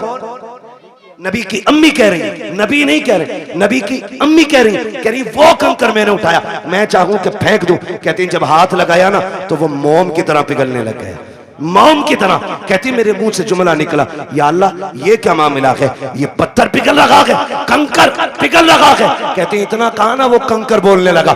उसने कहा अमीना यार को तो आने दे, अभी तो छोटे छोटे पिघल रहे हैं, जब वो आ जाएंगे बड़े बड़े पत्थर पिघलने लग जाएंगे। सुभान अल्लाह। वो कंकर मुझसे बोला। कहती मेरे ससुर मुस्कुराने लग गए। आमीना और भी बात है ना, और भी कहा अब्बा, और बताऊं कहा क्या। एक दिन मैं सो रही थी, मुझे पसीना आया ना, अचानक मेरी कमर के पीछे से ठंडी हवा के झोंके आए। जब झोंके आए मैंने मुड़ के देखा, ये हवा किधर से आ रही, मौसम में तो हवा नहीं है। कहती जब मुड़ के देखा ना तो दो खूबसूरत परियां, दो खूबसूरत चांद जैसी चेहरे वाली शहजादियां मेरी कमर के पीछे पंखे से हवा कर रही। मैंने कहा कौन हो जी, इधर किधर से। उन्होंने कहा कि हम आपकी खिदमत के लिए आए। कहा तुम्हें मक्के में तो नहीं देखा। कहा देख भी नहीं सकती। कहा क्यों। कहा हम मक्के से नहीं, हम तो रब की जन्नत से आए हुए हैं। जन्नत से। कहा हाँ। कहा क्यों। का तेरे माथे पे पसीना आया, रब ने हुक्म दे दिया मेरे महबूब की माँ की जाके ठंडी हवाओं के झोंके पेश किए जाए। अल्लाह अकबर। नबी की अम्मी कहती है भाई ये भी हुआ। कहा और कुछ। कहा हाँ और भी है। कहा क्या। तवज्जो है, सुन लेंगे जरा 5 मिनट, जितने सुनना चाहते हैं जरा कहते हैं या रसूल अल्लाह। माशाअल्लाह, अब तो सबके हाथ उठ गए या रसूल अल्लाह। जिन्होंने हाथ उठाए आपको आपकी शहजादी का वास्ता उस वक्त तक मौत ना आए जब तक हुजूर के शहर की हाजिरी नसीब ना हो जाए। अल्लाह सबको सलामत रखे। कहती बेटी और भी कुछ। हाँ अब्बा और भी कुछ। सुने देखो वो फजीता खोर भी याद रखना, नबी हमारी तरह, और मेरे नबी की शान भी सुनना। मिलाद वालों मुबारकबाद के लायक हो, हुजूर की मिलाद कर रहे हो, मुबारकबाद के लायक हो। कहती है अब्बा जी रात को ना होता यह है कि कभी कभी आप चले जाते हैं ना, पानी खत्म हो जाता है घर में। क्या हो जाता है। पानी खत्म हो जाता है। सुन रहे हैं ना मेरे भाई, अब वक्त ज्यादा तो नहीं हुआ मेरा, अभी है मेरे पास वक्त, अभी टाइम है। अल्लाह सबका टाइम बढ़ा दे। बड़ी हल्के से आमीन कह रहे हो, दिल भरा रखा है ना बढ़ा रहे। तवज्जो है ना सारे लोगों की। बेटी और कुछ। हाँ कभी कभी आप चले जाते हो ना हरम शरीफ पानी पिलाने के लिए, वो घर में कभी कभी ऐसा होता आप पानी घर का भी ले जाते हो। अम्मी मुझसे कहती है आमीना पानी भर ला। ये नबी की अम्मी कहती मैं बर्तन लेती हूँ और कुएं पे जाती हूँ। लड़कियां मुझे देखती हैं खड़ी रहती हैं, बेटी क्यों। जब मैं चली जाती हूँ ना तो उन्हें डोल रस्सी डालनी नहीं पड़ती। क्या मतलब। अब्बा मैं जाती हूँ और मैं कुएं के किनारे खड़े होती हूँ और झांकती हूँ ना तो पानी छलांगे मार के किनारे पे आके खड़ा हो जाता है, किनारे पे आके खड़ा हो जाता है। अब्बा जी सब यूं बर्तन भर लेती हैं, किसी को रस्सी डोल की जरूरत नहीं पड़ती। बेटी फिर तुम। अब्बा सबसे बाद में मेरी बारी आती, फिर मैं पानी भरती हूँ और जब मुड़ के चलती हूँ फिर पानी नीचे जाता है। अब्बा बोलता है पानी जब नीचे जाता है तो पानी बोलता है। हाँ अब्बा पानी नहीं। जब मैं वापस आती हूँ सारी बच्चियां लड़कियां आती हैं, मैं पीछे रह जाती हूँ। तो जब मैं चलती हूँ ना तो जो बड़े दरख्त हैं वो भी सजदे में गिर जाते हैं, जो छोटे पौधे वो भी गिर जाते हैं। अब्बा पत्थर भी बोलते हैं, कंकर भी बोलते हैं। बेटी क्या बोलते हैं। कि अब्बा जी वो बोलते मैं सुनती हूँ। तो अब्दुल मुत्तलिब कहते हैं बेटी तुम उनकी आवाज सुनती हो। कहा हाँ। उनकी बोली समझ लेती हो। कहा जी अब्बा समझ भी लेती हो। अब जब इतनी बात कही कहते हैं बेटी बताओ ना क्या कहते हैं वो। कहती है अब्बा जी जब मैं चलती हूँ तो कुएं का पानी, दरख्त, रास्ते के पत्थर, कंकर, छोटे बड़े सभी आवाज देते हैं अस्सलातु वस्सलामु अलैका या उम्म रसूलिल्लाह। ए नबी की माँ तुझ पर भी सलाम हो, तेरे आने वाले बेटे मोहम्मद पर भी सलाम। अल्लाह कलेजा ठंडा हो गया, मुस्कुराने लगे, कहने लगे रब ने मेरी दुआ कबूल कर ली। अब्बा क्या मतलब। का एक दिन तुझे रोते देखा, मैं हरम में गया, मैंने खिलाफे काबा पकड़ के कहा था काबे वाले मुझे तूने और भी बेटे दिए, मेरा एक गया तो मैं सब्र कर लूंगा। आमीना का तो कोई सहारा ही नहीं रहा। ये जो बच्चा आने वाला है ना अल्लाह इसे ऐसा बना देना कि ये मेरी आमीना का सहारा बन जाए। कहते मैंने इतना का आवाज आई अब्दुल मुत्तलिब तू तो आमीना के सहारे की बात कर रहा है, जिसको हम भेजने वाले हैं ना हमने उसे कायनात का सहारा बनाने का फैसला। सुभान अल्लाह सुभान अल्लाह सुभान। कि मैं तभी समझ गया था ये बेटा शान वाला होगा। नबी की अम्मी बयान फरमाती हैं फिर वक्त गुजरता गया, वो रात आ गई जिस रात में मेरा शहजादा आने वाला है, शहजादा आने वाला है। घर सजाए थे आप, सजाए थे भाई, बोले अगर सजाए हो तो सजाए थे कि नहीं। लाइट लगी थी, झंडे भी लगे होंगे, ये तो पहचान है हम सुन्नियों की। है ना? सारी मस्जिदें सजी थी। सुभान अल्लाह। मस्जिदें सजी कोई नया काम नहीं। 12वीं शब आई, रब ने फरमाया जिब्रील जी रब्बे जलील का हुक्म करो कि पूरी जन्नत सजाई जाए। अब बोले जरा सुभान अल्लाह। जो अब तक नहीं बोला मुझे अफसोस रहेगा, वो जलसे में आया ही क्यों था। रब ने हुक्म दिया जिब्रील जन्नत सजवाओ। अर्ज करते हैं मालिक जन्नत तो कहते ही सजी सजाई जगह कौन? फरमाया नहीं, और ज्यादा सजाओ ताकि जन्नत को भी पता लगे आज वो आ गया कि जिसके सदके में जन्नत बनाई गई है। जन्नत सजाई गई। फिर हुक्म हुआ एक मिंबर लगाया जाए। कहां? बैतुल मामूर के पास। बैतुल मामूर के पास मिंबर लगा। फिर रब ने फरमाया मीकाईल से कहो कि वो हमारी शान में खुतबा पढ़े। हजरत मीकाईल ने रब की शान में खुतबा पढ़ा, यानी कि तकरीर की, और ऐसी तकरीर के पूरी जन्नत झूमने लगी। जब तकरीर मुकम्मल हो गई, रब हुक्म क्या है? रब ने फरमाया जिब्रील जी रब्बे जलील कि जिब्राइल, मीकाईल, इसराफील, इजराइल चारों आ जाओ। चारों आगे। मालिक अब का अपने ताबे फरिश्ते 1-1 लाख फरिश्ता लेके आमिना की चौखट पे चले जाओ। अभी नहीं बोलोगे तो कब बोलोगे यार? आमिना की चौखट पे। मालिक करना क्या है? का पता नहीं, महबूब आने वाला है, मुबारकबादी पेश करनी है। अब बहुत गौर से सुनना। इधर सैयदा आमिना कहती है मैं घर में लेटी थी, आज मुझे अब्दुल्ला के ना होने का बड़ा गम था। मैं सोच रही थी काश अब्दुल्ला होते ना तो आज मेरे घर में अंधेरा नहीं होता। बच्चे की विलादत का वक्त है, 4 औरतें मक्के की भी मेरे पास होती, आज मैं तन्हा ना होती। कहती शोहर की जुदाई का गम ये रुलाने लगा। कहते भी आंसू आंख से निकल के रुखसार तक आया था कि अचानक मेरे घर की दीवारें फटने लग गई। फदखला सलासुन निस्वा, 3 औरतें घर के अंदर दाखिल हुई। उनके कद खजूरों के बराबर थे, चेहरे चांद से ज्यादा रोशन थे। कहती मेरी चारों तरफ आके बैठ गई। 4 थी, एक रिवायत में 3 भी है, 4 भी है। कहती 4 औरतों को मैंने देखा, आके बैठी। मैंने कहा कौन हो?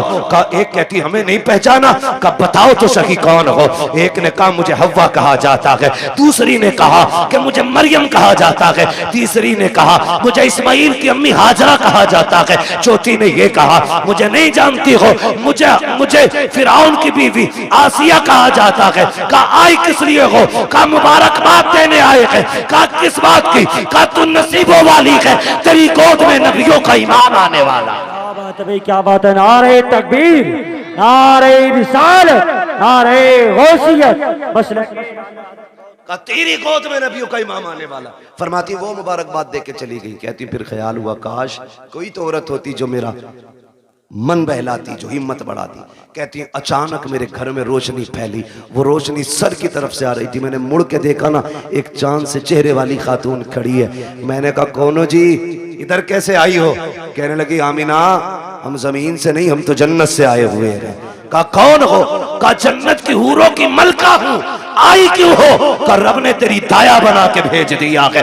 तू जो रोई थी तन्हा है, अकेली है, कोई नहीं है। का तेरी खिदमत के लिए मैं हूं आमिना, बता खिदमत क्या करनी है? सैयदा कहती है मुझे दूध का प्याला पेश किया गया, आसमान के सितारे इतने करीब मेरे आंगन में आ गए, मुझे डर लगने लगा कहीं ये टूट के न गिर जाए। ओ वहाबी जी, ओ देवबंदी जी, ओ सहारनपुर वालों, ओ थाना भवन वालों, लगाओ फतवा खुदा पे। ये तो आसमान पे चमकते थे, आज नीचे क्यों आ गए? मशीयत का नकीब कहता है लगाए आसमान पे थे, लेकिन आज महबूब आ रहा है, नीचे उतार के बता दिया आज की रात की जैसी कोई रात नहीं बनाई गई। अल्लाह 12वीं शब में तारे नीचे उतार दे, पेट में दर्द नहीं होता, सुन्नी 2 चिराग जला ले आग लग जाती है। हाँ तवज्जो है ना सारे लोग? कहती सितारे नीचे आगे मैं डर गई। कहती फिर मेरे घर में परिंदे आए, इतने खूबसूरत। कहती कुछ परिंदे हरे रंग के थे, सुर्ख चोंचे थी, कुछ ऐसे थे रंग फरिश्तों के, उनके परिंदों के सुर्ख थे, चोंचे हरी थी, उनकी चोंचों में मोती थे, मोती थे मोती। कहते मेरे बिस्तर पे डाले, मेरे आंगन में डाले, मेरा घर नूरुन अला नूर हो गया। इधर इधर की तैयारी, उधर देखो जिब्रील को हुक्म दिया लेके चले जाओ 1-1 लाख फरिश्ता। आ रहे हैं, कह रहे मालिक इजाजत मिली, आने लगे। तो सुनो जिब्राइल, मीकाईल, इसराफील ये आगे, इजराइल रुक गए। तुम नहीं गए? मालिक थोड़ी सी क्लियर करनी है एक बात। कहो क्या बात है? कहा मालिक ड्यूटी बड़ी सख्त है, मुझे तूने मलकुल मौत बनाया, और ड्यूटी इतनी है कि मेरी ड्यूटी इतनी सख्त है कि मौत ना 1 मिनट पहले आ सकती है ना बाद में आ सकती। मैं चला गया, मेरी ड्यूटी का क्या बनेगा? आज भी मुझे कितने बच्चों को माओ की गोद से लेना, कितनी औरतों को बेवा बनाना, कितने बच्चों को यतीम करना, कितने घरों का सहारा मुझे उजाड़ना। मालिक बताना, मैं गया ड्यूटी का क्या बनेगा? रब ने फरमाया मलकुल मौत जानते हो कि नहीं? कहा क्या रब जलील बताना। रब ने फरमाया सुनो, जब तुम किसी माँ का लाल लाते हो तो माँ तड़पा करती है, किसी बच्चे से बाप लेके आते हो तो बच्चे दीवारों से लग के रोते हैं, किसी घर का सहारा लेते हो तो बेटियां तड़पती हैं, किसी औरत का सुहाग लेके आते हो औरतें रोया करती हैं। जानते हो मलकुल मौत आज हमारा महबूब आने वाला है और हम नहीं चाहते हैं किसी के घर से रोने की आवाज आ जाए, इसलिए जाओ, आज हमने मरने वालों को जिंदगी बख्श दी है और हमने तुमने महबूब की खुशी में तुम्हारी भी छुट्टी कर डाली। आज मरने वालों को भी जिंदगी की खैरात मिली। और मुहद्दिसीन फरमाते जिस दिन हुजूर आए उस साल में जितने भी बच्चे पैदा हुए रब ने सारी माओं को बेटे ही अता किए थे। महबूब की खुशी ने रब ने पूरी कायनात में बेटे बांट दिए। मौलवी बिरयानी बांट दे तो कहता है शेरा, अल्लाह ने तो बेटे ही बांट दिए। पूरी कायनात को बेटों का तोहफा दिया रब ने। कितने दिन तक? 1 साल तक बेटे ही मिलते रहे सबको। तवज्जो है सारे लोगों की? बात खत्म करने लगा हूं बस। कहती है ना फिर सारे फरिश्ते आ, और फरिश्ते कह रहे मालिक अकेले अकेले जाना? कहा नहीं, आज जुलूस लेके जाना है और एक दूसरे को मुबारकबाद देते हुए जाना। फरिश्ते एक दूसरे को मुबारकबाद देते हुए आ रहे। इधर कहती हैं, फरमाती है ना फिर मेरी बारगाह में दूध का प्याला पेश किया गया। एक प्याला पेश किया गया, था कैसा? कहती है शहद से ज्यादा मीठा, मुश्क से ज्यादा खुशबूदार, दूध से ज्यादा सफेद और बर्फ से ज्यादा ठंडा। कहती मैंने घूट पिया। कहती हैं जब घूट पिया मेरे दुख तकलीफें सारी खत्म हो गई। फरमाती हैं फखरजा मिन्नी नूर, फिर मेरे बदन से नूर निकला। हैरत की बात है ना, नबी की अम्मी तो कहती है मेरे बदन से नूर आया है, वहाबी कहता नबी हमारी तरह है। आला हज़रत ने क्या गलत कहा? तेरी नस्ल पाक में है, बच्चा बच्चा नूर का, तू है ऐने नूर, तेरा सब घराना नूर का। कहती फिर नूर निकला। वो कहती जब नूर आया ना मैंने देखा मेरा शहजादा कैसा है, देखूं तो सही। हर माँ चाहती है मेरा बेटा कैसा है, आंख कैसी है, नाक कैसी, कान कैसे। कहती मैंने भी देखना चाहा। कहती जब लम्मा नजर तू, जब मैंने अपने बेटे को देखा, कहती मकहूलन, पहली नजर मेरी उसकी आंखों पे पड़ी तो मेरे लाल की आंखों में सुरमा लगा हुआ था। मदहूनन, बालों में तेल लगाए हुए हैं। मगसूलन, गुस्ल करके आ रहे हैं। मुअत्तरन, मुअत्तरन, खुशबूदार पैदा हो रहे हैं। फरमाती है ताहिरन, पाक साफ आ रहे हैं। कहती मकसूरन, नाफ कटा हुआ है। मखतूनन, खतना शुदा पैदा हो रहे हैं। अगली बात कहती है आते ही मेरे लाल ने काना साजिदा, सजदे में सर रखा। मैंने कान लगा के सुना, मेरा बेटा कह रहा था रब्बे क़ब्ली उम्मती, रब्बे क़ब्ली उम्मती। जमीले कादरी कहते हैं रब्बे क़ब्ली उम्मती, कहते हुए पैदा हुए। रब ने फरमाया कि बख्शा अस्सलातो है जी। रुक के आखिरी बात कह के बात खत्म कर लूं, इंशाल्लाह कभी जिंदगी रहेगी यहां से आगे की बातें फिर बयान कर लेंगे। लेकिन शर्त ये भाई, नीचे करो थोड़ा सा, टाइम से नंबर देना। 11 बजे माइक दे देना और 12 बजे अपना ले लेना, ठीक है? इंशाल्लाह कभी टाइम से गुफ्तगू होगी। हुजूर तशरीफ लाए, कायनात मुस्कुराने लगी। बातें बहुत सी हैं। हुजूर आ गए, हुजूर आए, इधर मेरे हुजूर ने सजदे में सर, उधर काबा झुक गया। आला हज़रत फरमाते हैं जिनके सजदे को महराबे काबा झुकी, उन भवों की लताफत पे, जोर से, उन भवों की लताफत पे लाखों सलाम। और फरमाते हैं पतली पतली गुले कुद्स की पत्तियां, उन लबों की लताफत पे लाखों सलाम। ये क्यों झुक गया काबा, ये क्यों आ गया रुकू में, क्यों सजदे की तरफ दौड़ा? आवाज आती बरेली से हाजियो आओ, शहंशाह का रोजा देखो। काबा तो देख चुके, काबे का, काबे का काबा देखो। हुजूर आए, कायनात मुस्कुराने लगी। हुजूर मुहद्दिस देलवी फरमाते हैं जिस जमीन पर हुजूर की विलादत का तज़किरा होता है अल्लाह 1 साल तक उस जमीन पे अपने करम की बारिशें फरमाता है। जिस मोहल्ले, जिस बस्ती में हुजूर की विलादत होती है ना, अल्लाह 1 साल तक उस बस्ती से मुसीबतों को दूर फरमा दिया करता है। इतनी बड़ी बरकतें हुजूर की विलादत के तज़किरे की हैं। आला हज़रत फरमाते हैं हश्र तक डालेंगे हम पैदाइश मौला की धूम।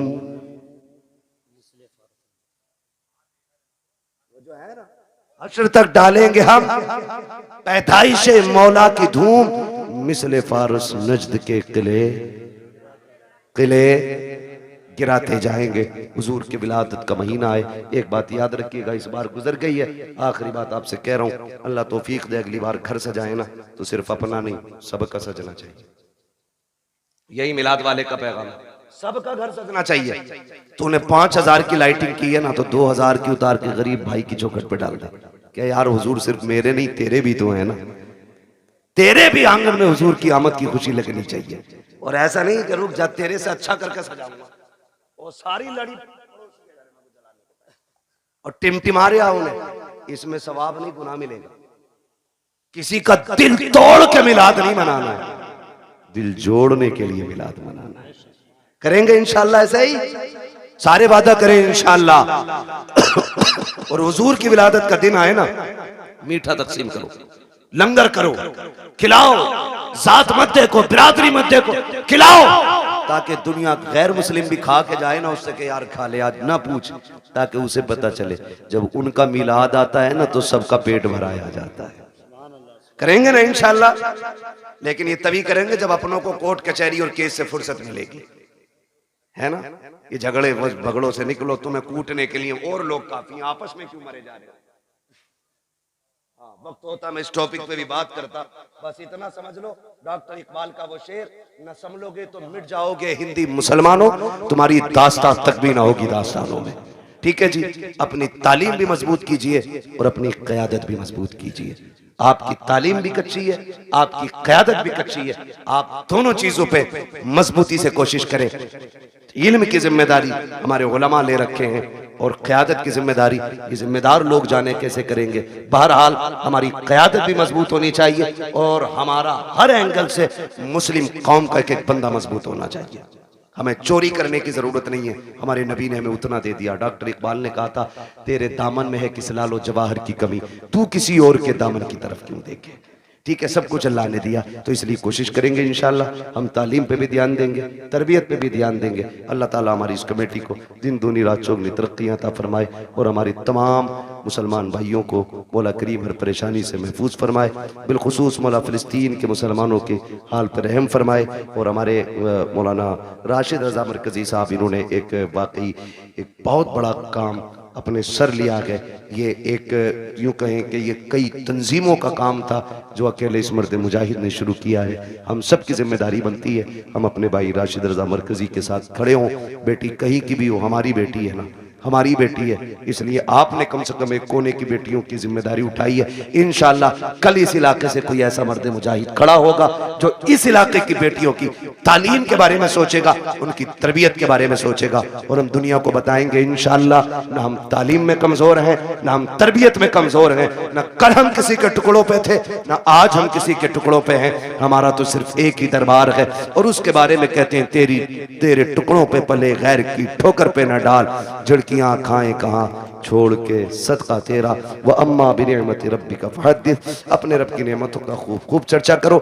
इसलिए गुजारिश है, हुजूर का मिलाद आए, सारे मिल बांट के मोहब्बत से हुजूर का विलादत मनाएं, पार्टी बंदी झगड़े फसाद सारे खत्म करें और एक झंडे के नीचे आ जाएं। वो झंडा हुजूर की गुलामी का झंडा होना चाहिए, हुजूर की गुलामी का झंडा होना चाहिए। नौजवानों तालीम में तरबियत में आगे बढ़ना है। बच्चों हुए अगला तुमको माफ फरमाए रब्बे कायनात। जिंदगी ने दिया साथ, फिर होगी मुलाकात, चमन रहा फूल खिलेंगे, जिंदगी रहेगी फिर मिलेंगे। मुसाफिर हम भी, मुसाफिर तुम भी, किसी मोड़ पर फिर मुलाकात होगी। फकीरान आए सदा कर चले, सदा खुश रहो ये दुआ कर चले। सारे लोग कलमा शरीफ पढ़ लीजिए, ला इलाहा। भैया कलमा तो जोर से पढ़ लो यार, कसम से। कौन सा नाम है अपना, काकर खेड़ा?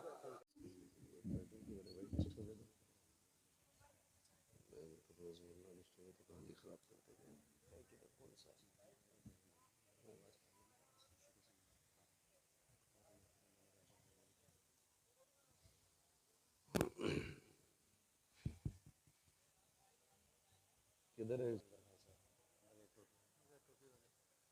इसको आवाज दो भाई।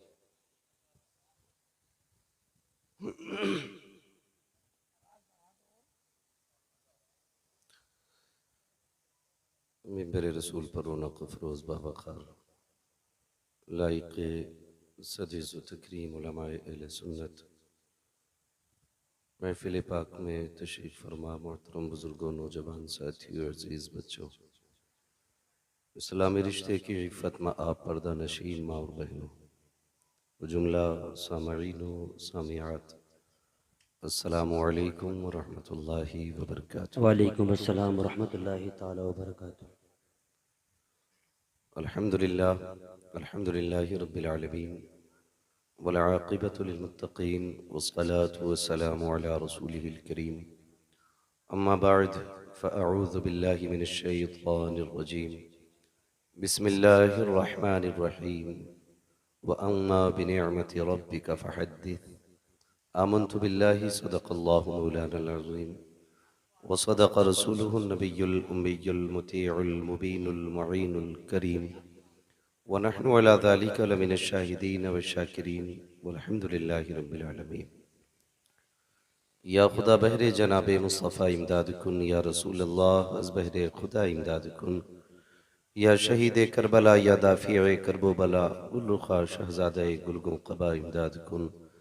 गौसे आज़म बने बेसरो सामा मददे, क़िबला दी मददे, काबा ईमा मददे, बगिरदा बे बला उफ्ताद किश्ती, मदद कुन मदद कुन मदद कुन, या मुईनुद्दीन चिश्ती क़ादिरी यमनअ या गौसे आज़म मी ज़नम, दमज़ शेख अहमद रज़ा ख़ान क़ुत्ब आलम मी ज़नम, बलगल उला बिकमालिही कशफ़त दुजा बिजमालिही, हसूनत जमीउ ख़िसालिही, सल्लु अलैहि व आलिही।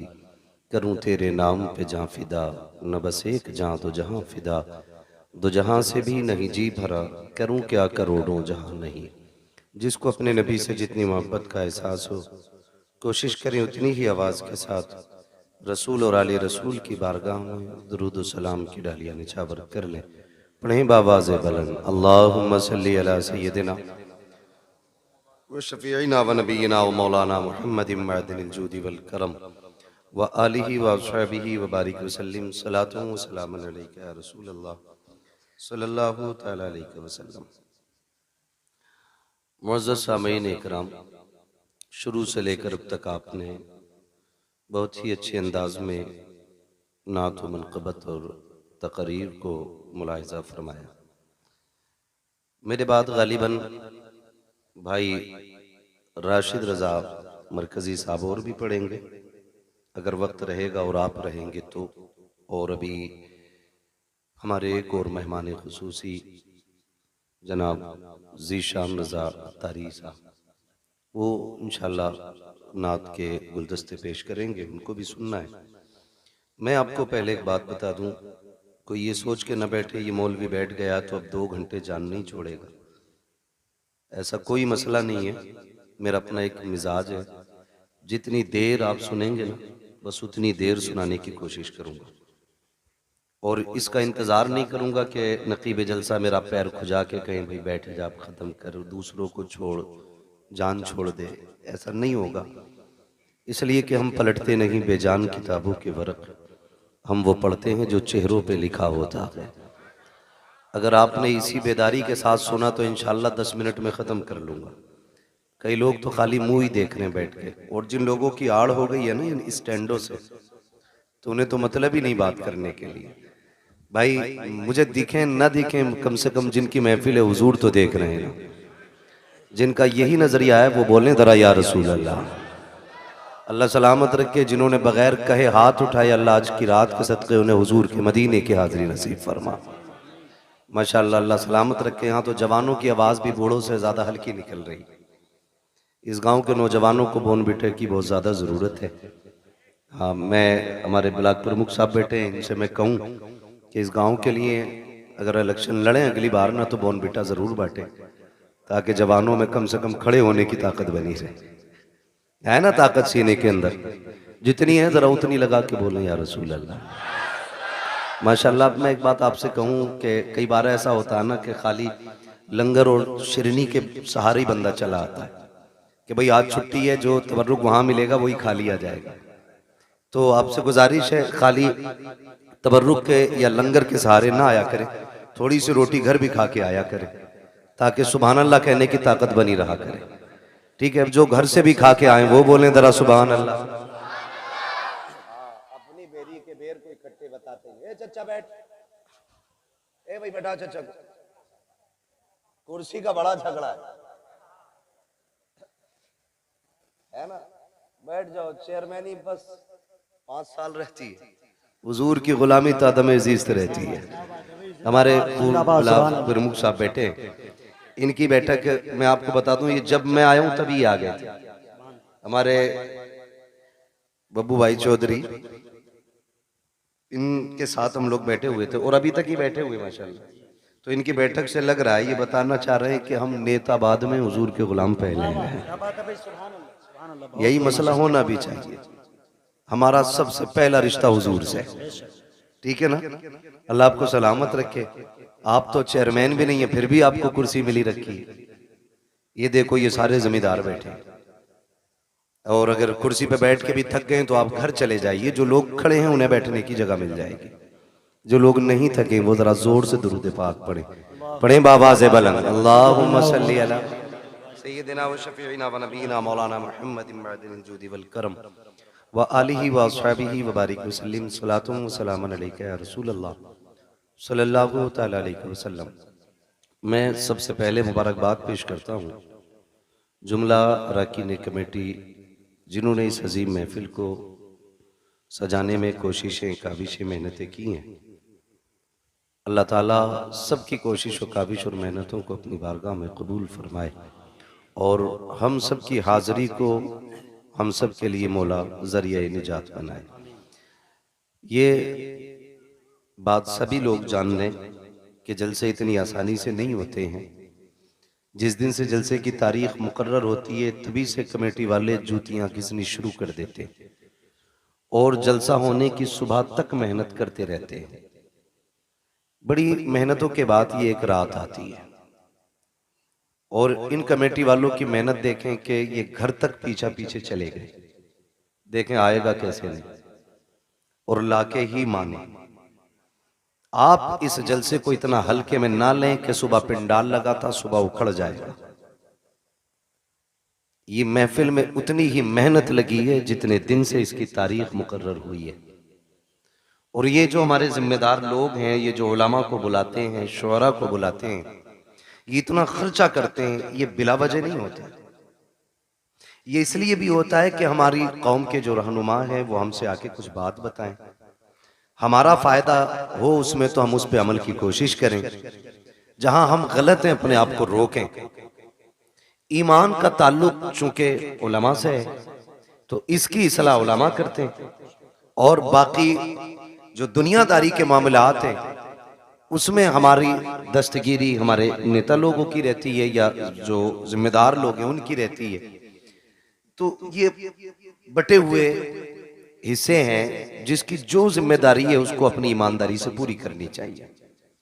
सबसे पहली बात तो ये कि जितनी देर मुझे सुने ना, ये सोच के न सुने ये कितनी कुर्सी तोड़ेगा, कितने माइक फेल करेगा, इससे कोई मसला नहीं है। जरूरी बात यह है कि मेरी बात आपके दिल तक उतर जानी चाहिए, और यही सोच के आप सुनने की कोशिश करेंगे इंशाअल्लाह। ठीक है, अगली बात मैं बता दूं, ये हुजूर की महफिल है। यहां कोई जमींदार नहीं, कोई ठेकेदार नहीं, कोई भी बड़े ओहदे वाला नहीं। यहां सारे हुजूर के गुलाम बन के बैठे। कई बार ऐसा होता है कि लोग जलसों में जाके आके कहते हैं क्या हुआ जलसे में, कुछ भी नहीं था। मैं आपको बता दूं ये हुजूर की महफिल है।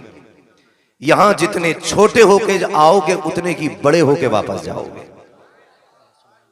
अगर तुम्हें लगता है कि हम खान साहब हैं, हम जिम्मेदार हैं, हम ठेकेदार हैं, तो जेब में रख अपनी खान साहबी, अपनी ठेकेदारी, अपनी जिम्मेदारी। हम जिस रसूल की बात कर रहे हैं ना, उसके गुलामों का मामला यह है कि ये अलग बात है खामोश खड़े रहते हैं, फिर भी जो लोग बड़े हैं वो बड़े रहते हैं। ऐसे असलाफ से मिलता है हमारा शजरा जिनके कदमों में कई ताज पड़े रहते हैं। सुभान अल्लाह, सुभान अल्लाह। तो यहाँ कोई बड़ा नहीं है, यहाँ सारे हुजूर के गुलाम बन के बैठे और हुजूर की नौकरी करें। मैं भी हुजूर का नौकर, आप भी हुजूर के नौकर हैं। फर्क इतना है मैं नबी नबी करने बैठा हूं, आप नबी नबी सुनने बैठे। मुझे भी हुजूर देख रहे हैं और आपको भी हुजूर। हुजूर ये पीछे वाले लोग क्या किसी दूसरी पार्टी से ताल्लुक रखते हैं? अलग पार्टी हो तो झंडा अलग लाया करो। ये हुजूर के गुलामों की महफिल लगी। हुजूर क्या बोले? ये कौन होते हैं जिनकी कोई पार्टी नहीं? दुरंगी छोड़ दे एक रंग हो जा, सरासर मोम हो जा या सरासर संग हो जा। तो आप लोग भी हुजूर की महफिल में बैठे हैं, मैं देखूं ना देखूं ये इनके स्टैंड ये दीवार बन जाती है ना कभी कभी। मैं कई बार कहता हूं भाई इनकी जगह साइड में रखा करो, ये बीच में डिस्टर्ब होता है कि जो हमारे सामने के लोग हैं उनके बीच में दीवार आ जाती है। खैर अब तो मसला कोई नहीं, जरा सुने बहुत तवज्जो से, ठीक है ना। चलूं आगे। सारे हुजूर के गुलाम हैं, जितने गुलामी का दावा करते मोहब्बत से कह दें या रसूल अल्लाह। आला हज़रत फरमाते हैं वो जो न थे तो कुछ न था, वो जो ना हो तो कुछ ना हो, जान है वो जहान की, जान है तो जहान है। मैं नेताजी एक बात बताऊं, हमारी महफिलें जो होती है ना ये एक सभा से अलग होती है। हम जितना हम बोलते हैं उतना इन्हें बुलवाते हैं। उसकी एक वजह यह भी होती है कि जब कयामत में हुजूर के मदह खानों को आवाज लगे, हुजूर के नात पढ़ने वालों को आवाज लगे, तो तमन्ना यह कि सबसे आगे हजरत हसन हो, उनके पीछे बरेली के अहमद रजा खान हो, उनके पीछे हम जैसे गुनाहगार गुलाम भी खड़े हो जाए। अगर कोई ये कहे कि भाई हसन तो हसन ठहरे, आला हजरत तो आला हजरत ठहरे, तुम्हें जगह कैसे मिलेगी? तो हमें एक दलील मालूम है। हजरत यूसुफ का हुस्न बिकने लगा मिस्र में, जानते हैं कि नहीं? पता है ना, यूसुफ जुलेखा की कहानी किसी को पता हो ना हो, बुड्ढो बुड्ढो को पता है, क्योंकि लैला मजनू यही बताते हैं। यूसुफ जुलेखा इनसे बेहतर कोई नहीं जानता है। हमने तो किताबों में जैसे पढ़ा वो पढ़ा ही है, लेकिन बड़े बूढ़े बड़ा रंग दे के उसको पेश करते हैं। तो सुना ही होगा दास्तान यूसुफ है, सुना ही होगा ना। तो ये एक तारीख रही। हजरत यूसुफ मिस्र के बाजार में बिकने लगे, ऐलान हो गया। ये बाज मर्रखीन ने यहां तक लिखा है, एक दिन हजरत यूसुफ ना आईना देख रहे, ख्याल आया मेरे जैसा हसीन कौन होगा, मेरे जैसा हसीन कौन होगा। रब ने मुझे तो बड़ा ही हसीन बनाया। तो फिर यहां तक लिखा गया कि जैसे ये ख्याल आया फिर रब ने फैसला कर दिया, यूसुफ जिस हुस्न पे नाज है ना, इसे हम कोड़ियों के दाम भी बेचेंगे। फिर कुएं से निकाल के खोटे सिक्कों में हजरत यूसुफ को बेचा गया। फिर खातिर दिल पे ये ख्याल आया, मालिक मेरी इतनी सी कीमत थी, कोटे सिक्कों में बेच दिया गया। कहा यूसुफ दिल थोड़ा न कर, अब तेरी बोली मिस्र के बाजार में लगवा के दिखाए। फिर रब ने मिस्र के बाजार में यूसुफ की बोली लगवाई। फिर कीमत कितनी थी, कभी खोटे सिक्कों में बेचा और कभी मिस्र के बाजार में खड़ा हुआ यूसुफ। ऐलान हुआ कीमत क्या है? कहा जिसके पास जो हो सारी दौलत लेके आ जाए, जो सबसे ज्यादा दौलत लेके आएगा वही यूसुफ को लेके जाएगा। सारे अमीर अपनी सारी दौलत लेके आ गए।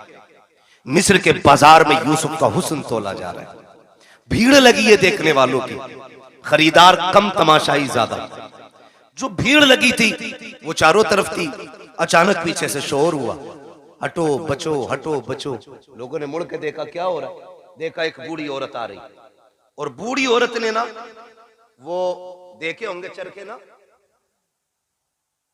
चरखे देखे नहीं, ये बड़े बूढ़ों के तो दौर में रहे हैं, मैं बच्चों से जवानों से पूछूं, देखे ना चरखे, रुई काटने वाले। तो उस औरत ने ना वो रुई काटा हुआ धागा बगल में रखा था। ओ करी हटो बचो, का किधर? का सुना के आज यूसुफ की बोली लग रही, मैं भी खरीदने आई। किसी ने देखा क्या लेके आई है? ये है ना मेरे पास धागा। कितना है? का 5 सेर रुई पूरी तोल के उसको धागा बना के लेके आई। 5 सेर रुई का धागा है। किसी ने कहा फिर? कहा मैं लेके आई हूं, यूसुफ खरीदूंगी। हंस के कहने लगा तू खरीदेगी?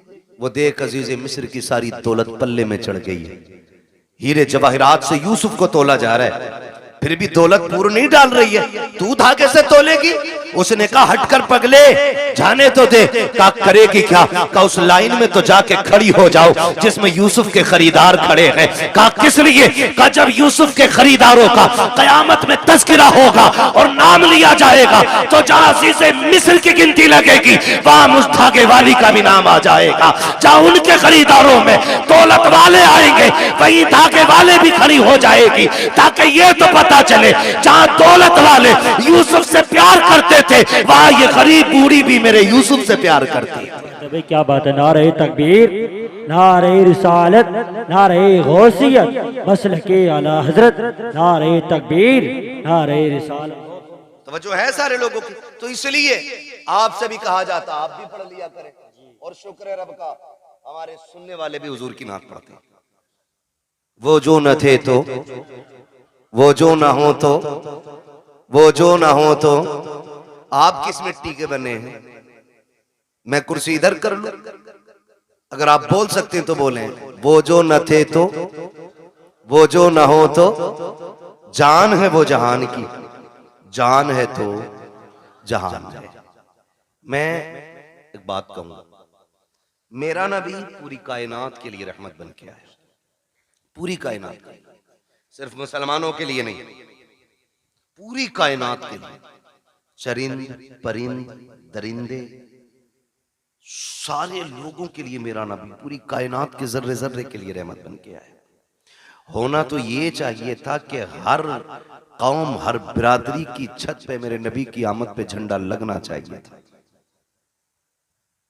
आप कहें कैसे? हुजूर तो हमारे। सुने, आप दुनिया देख लें और उसूल देखें।